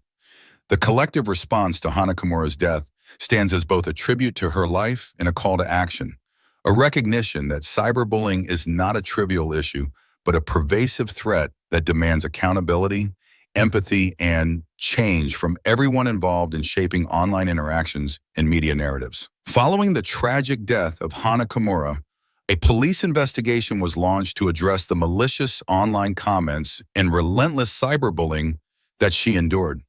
The investigation aimed to identify individuals responsible for harassing Hana and to hold them accountable for their actions. However, it quickly became clear that pursuing justice in cases of online harassment presented significant challenges. One of the primary obstacles was the difficulty of tracking down and identifying the perpetrators. Many of those who posted hateful comments about Hana were anonymous users on social media platforms, often using pseudonyms or disposable accounts. As the backlash intensified after her death, many of these accounts were deleted or their posts were scrubbed, erasing crucial evidence. The fast-paced, ephemeral nature of online interactions made it challenging for investigators to preserve and analyze the full extent of the harassment Hana had faced. Another major challenge lay in Japan's legal framework at the time, which offered limited tools to address cyberbullying. Existing laws were often inadequate for prosecuting online harassment cases, with penalties that were far too lenient given the gravity of the harm caused. When police were eventually able to identify a few individuals responsible for posting hateful comments, the repercussions they faced were minimal. In early 2021, 2 men were charged with posting abusive remarks about Hana, but the penalties imposed on them were shockingly light. Fines of approximately 9,000 yen, about $80 each. This outcome, viewed by many as a mere slap on the wrist, underscored the lack of serious deterrence in Japan's cyberbullying laws. One additional case involved a third man who was ordered to pay approximately $8,500 in damages. However, he repeatedly refused to comply, and the case gradually lost momentum due to Japan's short statute of limitations on defamation cases. The relatively weak penalties and slow legal processes fueled public frustration, as many believed that these measures failed to adequately address the harm done or prevent similar tragedies in the future. Hana's mother, Kimura Kyoko, became a prominent voice advocating for change. She spoke out about the need for stronger protections against online harassment and more stringent laws to hold cyberbullies accountable. Her tireless advocacy and the public outcry that followed Hana's death put significant pressure on Japanese lawmakers to take action. This led to a push for legislative reform aimed at combating cyberbullying and ensuring justice for victims. On June 13, 2022, Japan's upper house of parliament passed an amendment to the country's penal code, introducing harsher penalties for online insults and cyberbullying. Under the new law, perpetrators could face up to 1 year in prison and a fine of up to 300,000 yen, approximately 2,200, compared to the previous maximum penalty of a 30-day detention and a 10,000 yen, $80 fine. While some raised concerns about the potential impact on free speech, the majority supported the move as a necessary step toward deterring online abuse and protecting vulnerable individuals. Despite this legislative progress, the case highlighted the complexities and limitations of prosecuting cyberbullying. The investigation into Hana's case revealed systemic issues in addressing online harassment, such as the reluctance of social media platforms to cooperate with law enforcement by providing user information. Twitter and Instagram, where much of the abuse had occurred, refused to disclose data that could have helped identify more perpetrators. This lack of cooperation underscored the need for a coordinated approach involving governments, tech companies, and civil society to combat online hate effectively. The story of Hana Kimura serves as a powerful reminder of the immense impact words can have, both online and offline. Her death underscores the urgent need for greater awareness and responsibility in how we communicate and treat one another in the digital age. The cruel words and cyberbullying directed at Hana did not exist in a vacuum. They were amplified by social media's pervasive reach and fueled by manipulated narratives on reality television. Hana's tragic passing became a catalyst for legal reform and prompted widespread societal reflection on cyberbullying in Japan and beyond. In response, new laws were enacted to impose stricter penalties on online harassment, signaling a step toward accountability and protection for vulnerable individuals. Yet, more remains to be done to address the broader culture of online hate and to support those who suffer under its weight. Her story also calls for ethical responsibility from media producers and viewers. Reality television must be more transparent and compassionate, resisting the temptation to exploit human lives for ratings. Audiences, too, bear a role in engaging with content critically and empathetically. Hana Kimura's legacy is one of resilience, talent, and the hope for a kinder world. Her memory must continue to inspire efforts to create safe, respectful spaces for all, ensuring her tragedy leads to lasting change in how society treats those in the public eye. If you found this story meaningful, please consider subscribing to our channel and following for more content that dives deep into important issues and stories that matter. Thank you for your support. On August 28, 2021, a chilling 911 call to the Greenville County Sheriff's Office in South Carolina reported the sudden and unexplained disappearance of Edna Suttles, an 80-year-old woman deeply admired for her dedication to helping the elderly community and Travelers Rest. Her vanishing without a trace left family and friends in a state of shock and growing dread. As law enforcement raced against time to uncover the truth, what began as a simple search spiraled into a dark and twisted tale. The investigation revealed links to Daniel Glenn Prince, a man with a disturbing history and a penchant for targeting vulnerable women. Behind Edna's disappearance lay a web of deceit and violence, hinting at a chilling mystery that demanded to be unraveled.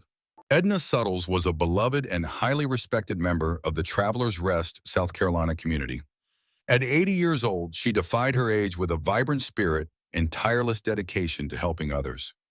For many years, Edna worked selflessly with the elderly, providing essential care, companionship, and support.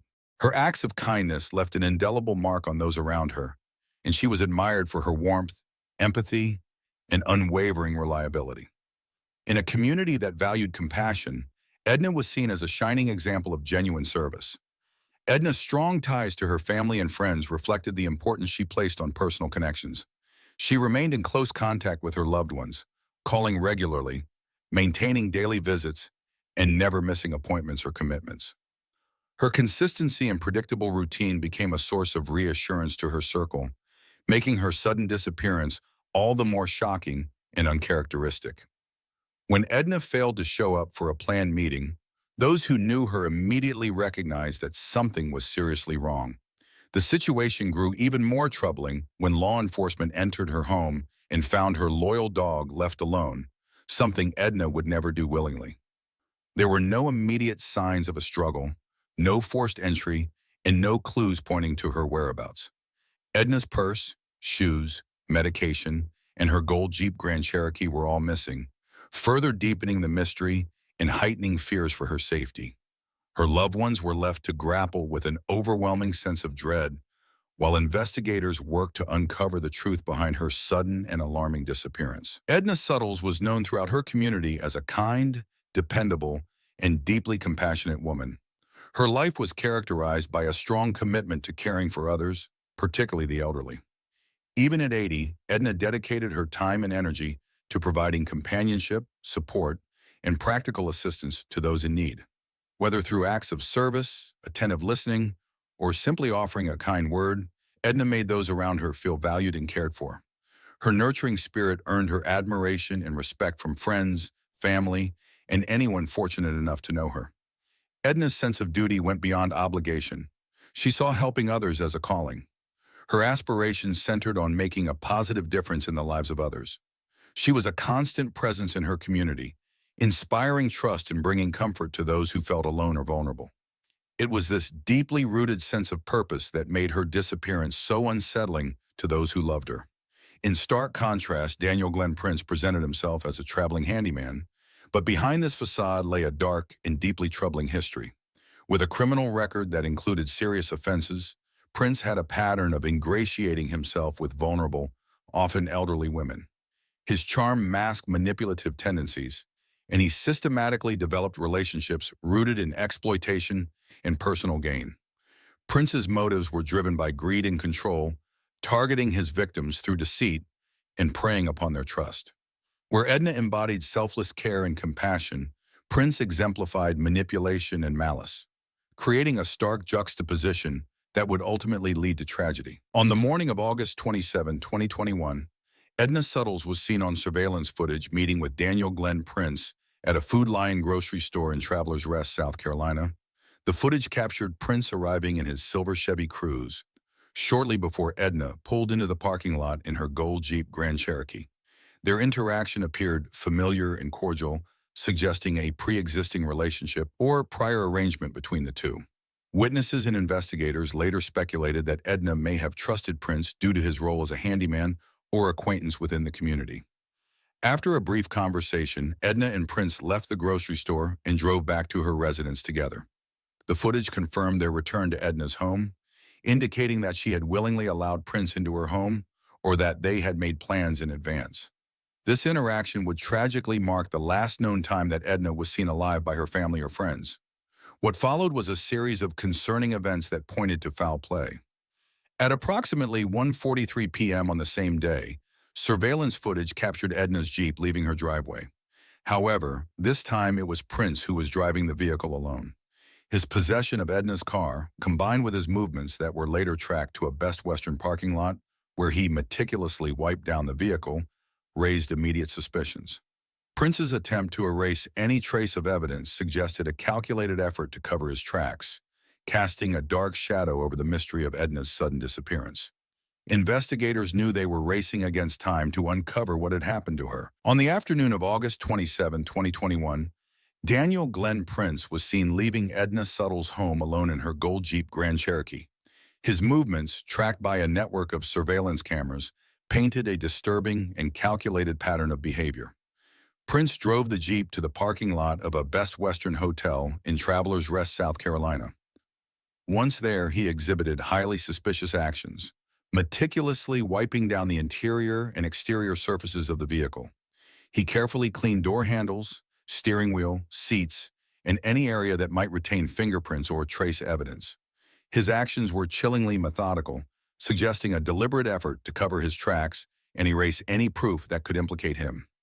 After abandoning Edna's Jeep at the Best Western, Prince walked back to his silver Chevy Cruze, parked at a nearby Food Lion grocery store.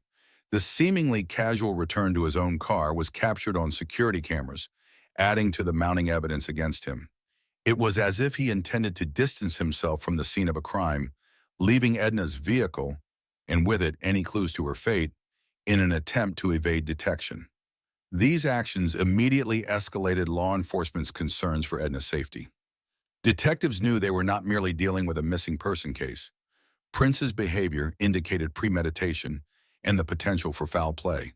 With each new piece of evidence, suspicions about his motives grew. As part of the investigation, authorities began scrutinizing Prince's background. What they found painted a deeply troubling portrait. He was a convicted felon with a criminal record that included kidnapping, firearm possession, and other offenses. More alarmingly, Prince had a pattern of targeting vulnerable women, often gaining their trust through his work as a handyman before exploiting them.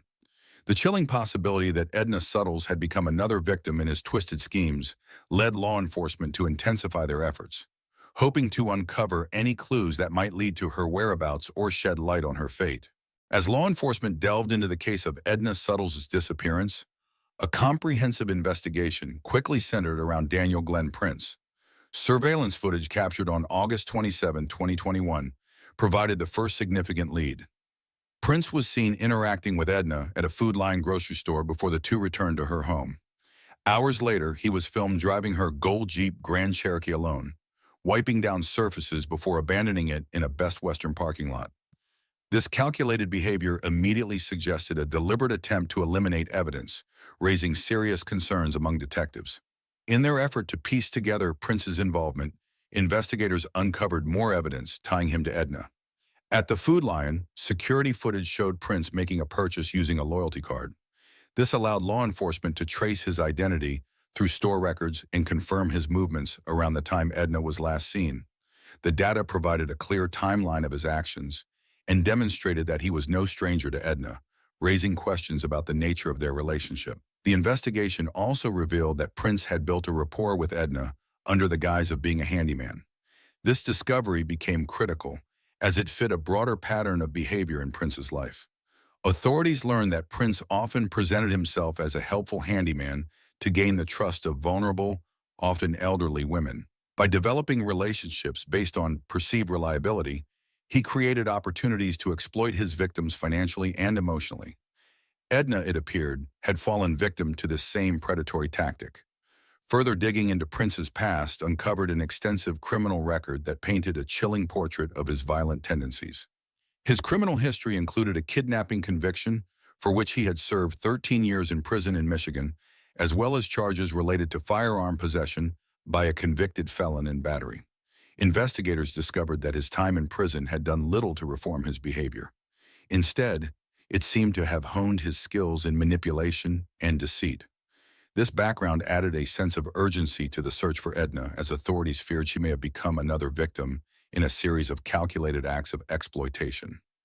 Detectives began tracing Prince's interactions and previous relationships with other women, many of whom were elderly, vulnerable, or isolated.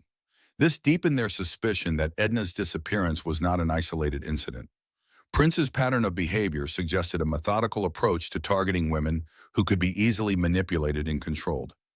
In interviews, members of Edna's family and community expressed disbelief and growing fear, realizing that someone they had trusted as a handyman had potentially betrayed that trust in the worst possible way. Investigators worked tirelessly to build a case against Prince. Evidence, including surveillance footage, loyalty card records, phone data, and testimony from Edna's friends and family, began to create a damning narrative of manipulation, betrayal, and potentially deadly intent. Prince's criminal past, combined with the mounting evidence, painted him as a predator whose charm masked a sinister agenda. The investigation became a race not only to bring him to justice, but also to uncover the full extent of his crimes and any other potential victims. Determined to uncover the truth behind Edna Suttles' disappearance and ensure justice was served, law enforcement intensified their focus on Daniel Glenn Prince. Multiple search warrants were executed at Prince's residence in Rutherford County, North Carolina. What investigators found went far beyond their initial expectations. Inside his home, they uncovered a cache of firearms, many with missing or obliterated serial numbers. Given his status as a convicted felon, Prince was prohibited from possessing any firearms, making these discoveries a serious violation of state and federal laws. However, the most significant finds were not the weapons themselves, but the trove of evidence that tied Prince to other potential victims. Among the items seized were 28 electronic devices, including cell phones, laptops, and storage drives. Forensic analysis of these devices revealed connections to multiple missing women, including Nancy Rego and Lee Goodman. The presence of these devices and personal items belonging to other women suggested a broader pattern of predation, and authorities began to suspect that Prince could be a serial offender. Investigators also discovered identification documents, bank cards, and other personal effects tied to Nancy Rego, a 66-year-old woman who had gone missing under suspicious circumstances. Nancy's Social Security deposits and bank account continued to be used long after her disappearance, further implicating Prince in a scheme to exploit and control his victims financially. This led detectives to suspect foul play, but they faced significant challenges in building a definitive murder case without a body or conclusive evidence of how she died. Similarly, the case of Lee Goodman, another missing woman with ties to Prince, became part of the expanding investigation. Though the circumstances surrounding her disappearance remained unclear, evidence recovered from Prince's property suggested that she, too, had been targeted. Investigators worked tirelessly to link Prince's activities to these women, fearing that they might have suffered a fate similar to Edna's. Despite the mounting evidence, obtaining clear proof of murder remained difficult. Prince refused to cooperate with authorities, denying involvement and providing conflicting stories during interrogations. His evasiveness and manipulative demeanor further complicated the effort to build a case against him. Law enforcement continued to pore over the recovered electronic devices, searching for any digital footprints, messages, or files that could provide definitive links to the disappearances and possible murders of these women. The lack of full cooperation from Prince was a major obstacle. Without a confession or physical evidence directly tying him to the deaths, proving murder beyond a reasonable doubt was a daunting challenge. Nevertheless, investigators remained resolute, determined to use every tool at their disposal to bring Prince to justice, not just for Edna Suttles, but for any other victims he might have harmed or exploited. The search for justice continued, driven by the hope of uncovering the full extent of his crimes and holding him accountable for every life he may have destroyed. After months of exhaustive investigation and mounting pressure from law enforcement, Daniel Glenn Prince was confronted with a damning array of evidence tying him to the disappearances and suspected murders of multiple women, including Edna Suttles. Realizing that his options were narrowing, Prince finally broke his silence. Under intense questioning, he confessed to the murders of several women, including Edna. This moment marked a critical breakthrough in the case, offering long-awaited answers to the families of his victims and the investigators who had tirelessly pursued justice. In a bid to avoid the death penalty, Prince agreed to cooperate with law enforcement. As part of this agreement, he led authorities to Edna Suttles' burial site. On May 16, 2022, law enforcement escorted him to a remote wooded area near his North Carolina property. There, they discovered Edna's body, lying on her side and still fully clothed, with her jewelry intact. Despite having been buried for months, her remains were in a condition that allowed for a full autopsy, which confirmed that she had been drugged and then strangled. A grim end to the life of a woman who had devoted herself to helping others. With Edna's fate confirmed, Prince's confessions provided crucial insights into his broader pattern of predation. He admitted to targeting and manipulating vulnerable women, exploiting their trust for his own gain. The confessions also shed light on the fates of other potential victims, revealing the extent of his crimes and the cold calculation behind his actions. On June 21, 2022, Prince pled guilty to kidnapping resulting in death in connection with Edna Suttles' case. As part of his plea deal, he avoided the death penalty but received the maximum sentence available: life in prison without the possibility of parole. Prince's imprisonment marked the end of a reign of terror for a man who had preyed on society's most vulnerable members. It was a hard-fought victory for Edna's family and for the investigators who had worked tirelessly to hold him accountable. Though no punishment could undo the harm he inflicted, the sentence ensured that Prince would spend the rest of his life behind bars, unable to harm anyone else. The outcome provided a measure of justice and closure for Edna's loved ones and served as a testament to the perseverance and dedication of those who fought to bring her killer to justice. The case of Daniel Glenn Prince highlighted the devastating consequences of unchecked manipulation and exploitation. Prince's calculated and predatory behavior underscored his willingness to target and destroy the lives of vulnerable individuals, using charm and deception to gain their trust. His ability to exploit people who relied on him for assistance revealed both a dark intent and a shocking level of premeditation. The case serves as a stark reminder of the dangers posed by those who prey on the trusting and vulnerable within our communities. Edna Suttle's tragic death, along with the suffering of other victims linked to Prince, represents the heartbreaking reality of how quickly trust can be betrayed. Edna was a caring and compassionate woman who devoted her life to helping others. Yet, in her final days, she fell victim to a man who sought only to exploit and harm. The pain felt by her family and the fear rippling through the community emphasize the critical need for vigilance and proactive measures to protect at-risk populations, including the elderly. This case also shed light on broader societal issues, including the importance of supporting those who may be isolated or susceptible to exploitation. It highlighted the need for stronger safeguards, increased awareness, and the dedication of law enforcement and community members working together to expose and stop predators like Prince. By learning from such cases, we can strive to build a more compassionate and secure society that safeguards its most vulnerable citizens from harm. In remembering Edna and the other victims, their stories serve as a lasting call for justice, accountability, and better protection for those at risk. The resilience of their families and the relentless pursuit of justice by investigators offer a glimmer of hope that even in the darkest of circumstances, there is a commitment to seek out the truth and hold those who exploit others accountable for their actions. Daniel Glenn Prince now serves a life sentence in prison, ensuring that he can never again inflict harm on others. The pursuit of justice for Edna Suttles, a beloved and selfless member of her community, exemplifies the unwavering dedication and resilience of law enforcement, family members, and the community at large. Their determination to uncover the truth and bring a dangerous predator to justice demonstrates how, even in the face of complex and deeply troubling crimes, compassion and persistence can prevail.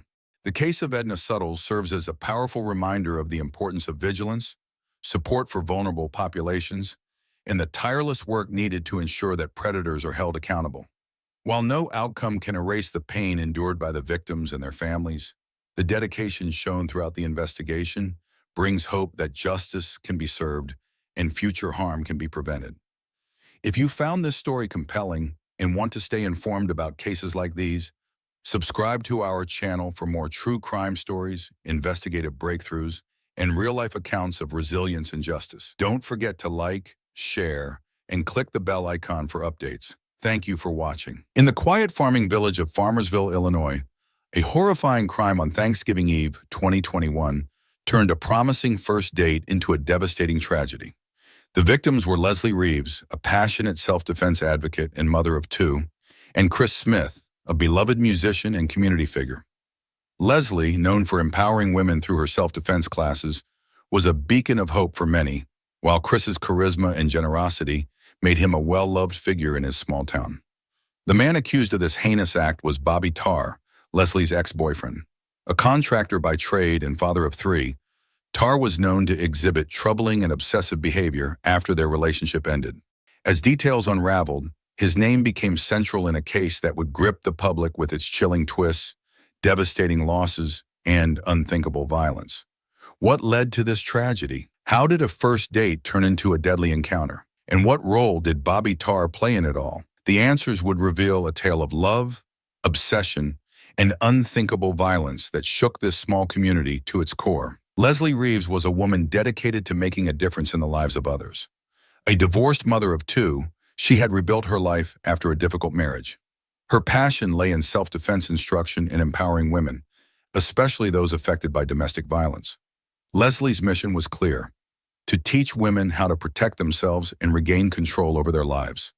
Alongside her work, she was a close friend to many, offering support and encouragement in every aspect of her personal and professional life. Leslie's drive to help others came from her own experiences, and she used her personal story as a catalyst for helping others escape from abusive relationships. Leslie was known for her unwavering commitment to her family and friends. Her life revolved around her two children, and her social circle was tight-knit. She was a beacon of strength and resilience to those around her. But behind the strength was a woman who had also known hardship and pain, and she wore her scars with pride, determined to turn them into lessons for others. Chris Smith was a man who, like Leslie, had experienced personal challenges. A divorced father, Chris was a fixture in his small town, known not only for his music, but for his generosity and kind heart. He was the lead singer of a local band and spent much of his time working in his community, doing everything from helping neighbors with projects to donating pumpkins for Halloween events. Chris was a community-oriented man, always putting others before himself. Despite his personal struggles, he remained positive and involved, finding joy in the little things and always looking out for others. Chris lived with his loyal dog, Tiki, who had been by his side for years. Tiki was more than just a pet. She was a source of comfort and support, and many believe that it was Tiki who helped keep Chris going in the days following the shooting. Chris was also deeply connected to his family, especially his mother and sister, who were both devastated by the events that unfolded. Bobby Tarr, on the other hand, was the person who seemed to have the most difficult time letting go of the past. A contractor by profession and a father of three, Bobby was described by those who knew him as possessive and controlling. When Leslie ended their relationship, Bobby's behavior took a dark turn. What had once been a relationship marked by love quickly devolved into something much darker: obsession. Despite their breakup, Bobby's actions became increasingly troubling, and friends and family noticed his attempts to stay involved in Leslie's life, often showing up uninvited or trying to control her decisions. His ex-girlfriend's new relationships, particularly her interest in Chris Smith, only fueled his anger. His behavior became more erratic, and his fixation on Leslie grew more dangerous. Those closest to Leslie feared for her safety, with friends even warning her about Bobby's inability to accept the end of their relationship.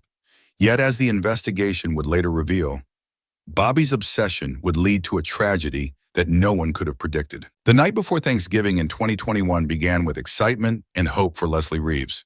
She had agreed to a first date with Chris Smith, a kind-hearted musician she had recently connected with. The two planned a simple evening, meeting at a local bar in the small farming community of Farmersville, Illinois, a quiet place far removed from the chaos that was about to unfold. As the night progressed, Leslie seemed to be enjoying herself. She texted her close friend Nanette Steyer, assuring her that everything's going okay. However, a second text came later, hinting at an unease she couldn't quite articulate. "I feel like something's a little bit off." This would be the last message Nanette received from Leslie. While Leslie and Chris were getting to know each other, Bobby Tarr, Leslie's ex-boyfriend, was reportedly consumed with obsession. Despite their breakup, Bobby seemed unable to let go. That night, his fixation took a dangerous turn. According to investigators, Bobby began tracking Leslie's movements. Reports indicate that Bobby followed her to Farmersville, watching as she entered Chris's home. As the evening unfolded, Bobby's behavior became more erratic. He searched Chris Smith online, looking for details about him. Later, he texted a friend, speculating about Leslie's intentions. In one message, he expressed doubt about her claims of simply going out with friends. "I don't feel like she would drive that far for a party or go out with a girlfriend. I think it's for a dude." Bobby's growing suspicion and jealousy would lead him to take a series of actions that would forever change the lives of Leslie, Chris, and everyone who cared about them. While Leslie and Chris were seemingly enjoying their evening, Bobby's obsessive thoughts were escalating into a violent resolve, one that would culminate in a tragedy no one could have foreseen. On Thanksgiving morning in 2021, the peaceful quiet of Farmersville, Illinois, was shattered by an act of unimaginable violence. What began as an innocent first date for Leslie Reeves and Chris Smith turned into a nightmare at the hands of Leslie's ex-boyfriend, Bobby Tarr. Consumed by jealousy and unable to accept that Leslie was moving on, Bobby took his obsession to a horrifying extreme. At around 1 a.m., Bobby arrived at Chris's house. Evidence suggests that he attempted to force his way in through the back door, smashing the glass pane to gain entry. Inside, Chris and Leslie quickly realized the danger they were in and desperately tried to block Bobby from entering. In the kitchen, the signs of a struggle told a harrowing story. The refrigerator had been pulled away from the wall, possibly to barricade the door, chairs were overturned, and blood splattered across the kitchen, marking the chaos of their fight for survival. Chris, determined to protect Leslie, confronted Bobby directly. It was here that Bobby allegedly fired his gun, the bullet striking Chris in the head. The shot was devastating, leaving Chris unconscious as he collapsed to the floor. Remarkably, despite the severe injury, Chris's life was not immediately extinguished. He lay in a pool of blood, clinging to life, while his attacker turned his attention to Leslie. Terrified, Leslie fled to the living room, likely hoping to hide or escape, but Bobby pursued her with cold precision. In what investigators later described as an execution, Bobby raised his gun and shot Leslie in the head, killing her instantly. The single gunshot left her lifeless on the living room floor, a tragic end to a woman who had devoted her life to teaching others how to defend themselves. The home was now a gruesome crime scene. In the kitchen, Chris lay motionless, gravely injured, and surrounded by blood. Meanwhile, in the living room, Leslie's body rested where she had been mercilessly killed. Blood smeared every surface in the kitchen, from the walls to the cabinets to the floor, a testament to the violence that had unfolded. Amid the carnage, one presence remained steadfast: Tiki, Chris's loyal dog. For the next 12 hours, Tiki stayed by Chris's side, providing warmth and comfort. Many believe this devotion played a crucial role in keeping Chris alive until help finally arrived. When emergency responders reached the scene later that morning, they were met with a sight that shocked even the most seasoned investigators. The evidence in the kitchen depicted a desperate and brutal struggle. The living room bore silent witness to a calculated act of violence. Leslie's lifeless body, struck down by a single shot, was a stark contrast to the vibrant, empowering woman she had been in life. Chris, miraculously still alive, was rushed to the hospital. Despite losing a significant amount of blood and sustaining a critical brain injury, he survived. Doctors and investigators alike marveled at his resilience, though his road to recovery would be long and arduous. This violent act did not just claim Leslie's life and leave Chris forever changed. It shattered the peace of an entire community. Farmersville, a quiet farming town, now bore the weight of a crime so senseless and devastating that it defied understanding. Thanksgiving, a day meant for gratitude and togetherness, would forever be remembered in Farmersville as the day of an unspeakable tragedy. Chris was rushed to the hospital in critical condition. Despite losing significant blood and suffering severe brain trauma, he defied the odds and survived, though doctors placed him in a medically induced coma. With Chris unable to provide any details, investigators began piecing together the horrific events of the night. Leslie's friend, Nanette Steyer, who had grown worried after not hearing from her, provided crucial context. Nanette revealed that Leslie had recently severed contact with her ex-boyfriend, Bobby Tarr, out of fear for her safety. Investigators soon focused on Bobby, and their discoveries began to expose a web of lies, surveillance evidence, and damning forensic clues. When questioned, Bobby denied any involvement. He claimed he had spent the night at home and had no knowledge of Farmersville or Chris Smith. However, his story quickly unraveled. License plate readers and surveillance footage placed Bobby's car at a gas station near Farmersville shortly after midnight, directly contradicting his alibi. A gas station receipt confirmed the timestamp, and Bobby's own daughter later revealed that he had left their home twice that night and returned late, visibly upset and behaving strangely. The forensic evidence further implicated Bobby. Days after the attack, investigators discovered a Springfield Hellcat 9mm pistol, the murder weapon, buried in Bobby's yard. While Bobby denied ownership of the gun, it was wrapped in a Ziploc bag bearing his fingerprint. Most damning, Leslie's DNA was found on the weapon, suggesting close-range contact when it was fired.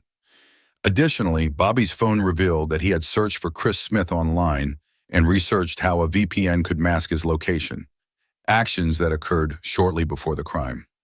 Investigators painted a grim picture of what had happened. They believed Bobby had meticulously planned the attack, following Leslie to Chris's home and lying in wait. Consumed by jealousy, he broke into the house, leading to a violent struggle. When Leslie and Chris resisted his entry, Bobby shot Chris in the head, leaving him unconscious in the kitchen. He then pursued Leslie to the living room, where he executed her with a single, fatal shot to the head. Despite his denials, the evidence against Bobby mounted. Surveillance footage, digital searches, and the discovery of the weapon tied him to the crime. The inconsistencies in his alibi, his daughter's testimony, and the forensic evidence left little doubt about his involvement. Bobby's obsessive jealousy and refusal to let Leslie move on culminated in an act of calculated cruelty that left Leslie dead, Chris gravely injured, and a small community reeling from the tragedy. As the investigation into the tragic events of Thanksgiving 2021 progressed, all evidence pointed to Bobby Tarr as the perpetrator. Despite this, Bobby adamantly maintained his innocence, crafting a narrative in which he claimed that Leslie had invited him to follow her to Farmersville for safety because her van was unreliable. Investigators, however, quickly found this story riddled with inconsistencies, and Bobby's behavior raised more questions than it answered. One of the biggest challenges for investigators was the lack of direct physical evidence tying Bobby to the crime scene. No fingerprints or DNA belonging to him were found at Chris Smith's house. The murder weapon, a Springfield Hellcat 9mm pistol, was not located immediately. Days later, it was discovered buried on Bobby's property under circumstances investigators deemed highly suspicious. The pistol was wrapped in a Ziploc bag bearing Bobby's fingerprint, but his DNA was absent from the gun itself. Despite his denial of ownership, the gun carried Leslie's DNA on its guide rod, likely from the moment it was fired at close range. Bobby's defense argued that the gun had been planted to frame him, pointing out that investigators had already searched his property once without finding it. The defense used this discovery as an attempt to discredit the prosecution's case. However, prosecutors argued that Bobby had concealed the weapon and may have manipulated others to bring it back to his property after the first search. The presence of Leslie's DNA on the weapon became a cornerstone of the case, tying the murder to her killer. Adding to the case against Bobby were his erratic behaviors and repeated lies. During initial police interviews, Bobby denied ever leaving his home that night and claimed he had no knowledge of Farmersville or Chris Smith. These statements were quickly debunked when license plate readers and surveillance footage showed his car at a gas station near Farmersville shortly after midnight on the night of the crime. A gas station receipt confirmed the timing, placing him in proximity to the crime scene. His own daughter later testified that Bobby had left the house twice that evening, returning home late and visibly upset. She further revealed that he started laundry in the middle of the night, behavior investigators interpreted as an attempt to clean up evidence. While in custody, Bobby's desperation escalated. Authorities accused him of soliciting a fellow inmate to kill both Chris Smith, the sole survivor of the attack, and Detective Roach, the lead investigator. According to the inmate, Bobby offered $10,000 for the murders, allegedly hoping to silence any remaining witnesses and disrupt the investigation. These accusations of solicitation further undermined his claims of innocence, painting a picture of a man willing to go to extreme lengths to avoid accountability. Throughout the investigation, Bobby continued to insist that he was being framed. He pointed to the lack of definitive physical evidence at the scene and claimed the prosecution was misinterpreting his actions. However, his lies during police questioning and his inconsistent statements eroded his credibility. His digital footprint, showing searches for Chris Smith and VPN used to mask his location, further implicated him, as did his erratic behavior on the night of the crime. For the prosecution, the case against Bobby was built on a combination of circumstantial evidence and his own actions. They highlighted his obsessive jealousy, as revealed through his text messages and internet searches. They argued that the murder weapon found on his property and linked to Leslie's death was further proof of his guilt. The solicitation charges demonstrated his continued efforts to obstruct justice and silence witnesses. Each piece of evidence added to a narrative of premeditation and cold-blooded violence. For Leslie Reeves's family and friends, the pursuit of justice was agonizing. They knew Leslie had feared Bobby and had taken steps to distance herself from him, yet his obsession had ultimately cost her her life. Chris Smith, who survived the attack but was left permanently injured, became a symbol of resilience but also a living reminder of the trauma inflicted by Bobby's actions. The road to justice was long and fraught with challenges. The lack of direct physical evidence tying Bobby to the scene left room for doubt, but his lies, his digital trail, and the forensic evidence tied to the weapon painted a damning picture. Ultimately, the prosecution argued that Bobby's jealousy, rage, and inability to let Leslie move on drove him to commit an unthinkable act of violence. Though Bobby continued to protest his innocence, the evidence against him left little question about his culpability in the horrific events of that Thanksgiving morning. The pursuit of justice for Leslie Reeves and Chris Smith culminated in the trial of Bobby Tarr, where a combination of circumstantial evidence and his own actions sealed his fate. Despite the lack of direct DNA or fingerprints tying him to the crime scene, the prosecution built a compelling narrative from Bobby's search history, repeated lies, and the discovery of the murder weapon, a Springfield Hellcat pistol linked to Leslie's death. Throughout the trial, Bobby maintained his innocence, claiming he had no involvement in the shootings and that he was being framed. However, his own contradictions, including lies told during his police interviews, cast doubt on his credibility.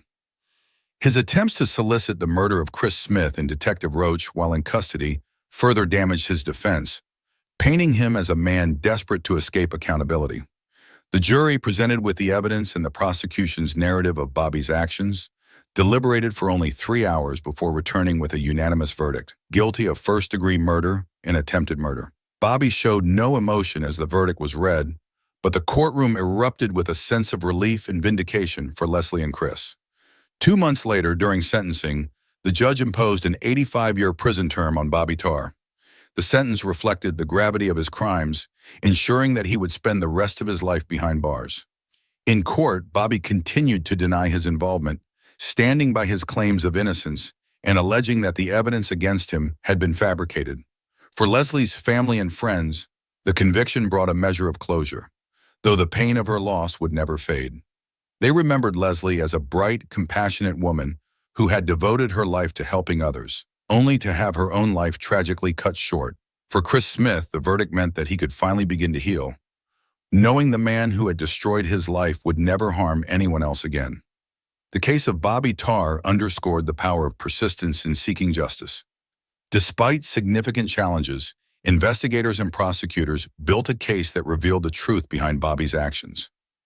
His conviction served not only as justice for Leslie and Chris, but as a reminder of the importance of confronting and addressing the dangers of obsessive, controlling behavior before it escalates into tragedy. The tragic murder of Leslie Reeves and the brutal attack on Chris Smith cast a harsh light on the dangers of domestic violence and stalking, exposing how obsession and control can escalate into catastrophic violence. Leslie, a tireless advocate for women's safety and empowerment, had spent years teaching others how to protect themselves.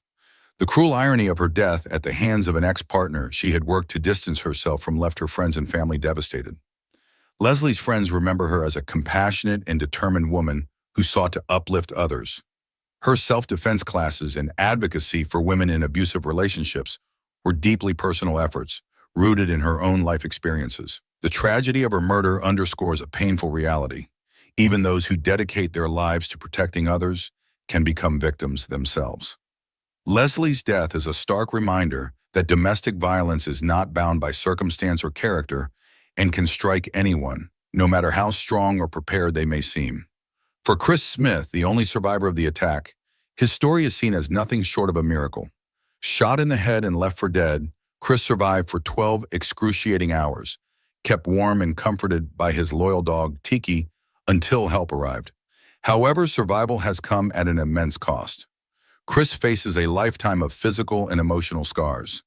Partial paralysis and lingering pain serve as daily reminders of the tragedy, while the memory gaps caused by his injury leave him unable to fully understand what happened that night. Despite these challenges, Chris's resilience and determination to rebuild his life have become a source of inspiration for those around him. For Leslie's friends, Chris's family, and the prosecutors, this case serves as a call to action. They emphasize the importance of recognizing warning signs in relationships, jealousy, control, and stalking behaviors, and taking them seriously. Leslie's fears about Bobby Tarr were not unfounded, but even with her awareness, the systems designed to protect victims failed to prevent this tragedy. In the wake of the case, friends and advocates have vowed to continue Leslie's mission of empowering women and raising awareness about the dangers of abusive relationships. Prosecutors and law enforcement involved in the case stress the need for vigilance and early intervention, urging people to trust their instincts and seek help when they or their loved ones feel unsafe. The legacy of this case is bittersweet. Leslie's life was stolen in an act of senseless violence, but her memory remains a beacon of hope for others, reminding them to fight for safety and justice. Chris's survival, while miraculous, is a testament to the strength of the human spirit, even in the face of unimaginable adversity. As the community reflects on the events that transpired, one message is clear. Domestic violence and stalking are not private issues. They are societal problems that demand collective attention and action. Through awareness, education, and support, the hope is to prevent future tragedies and honor the lives of those who have suffered. This case is a stark reminder of how quickly obsession can spiral into violence and how essential it is to address these behaviors early. It calls on all of us to be vigilant, to recognize the signs of unhealthy relationships, and to take action to protect ourselves and those around us. Let Leslie's life and legacy inspire us to do better. By supporting efforts to combat domestic violence and empowering survivors, we can create a world where no one has to endure what Leslie and Chris experienced.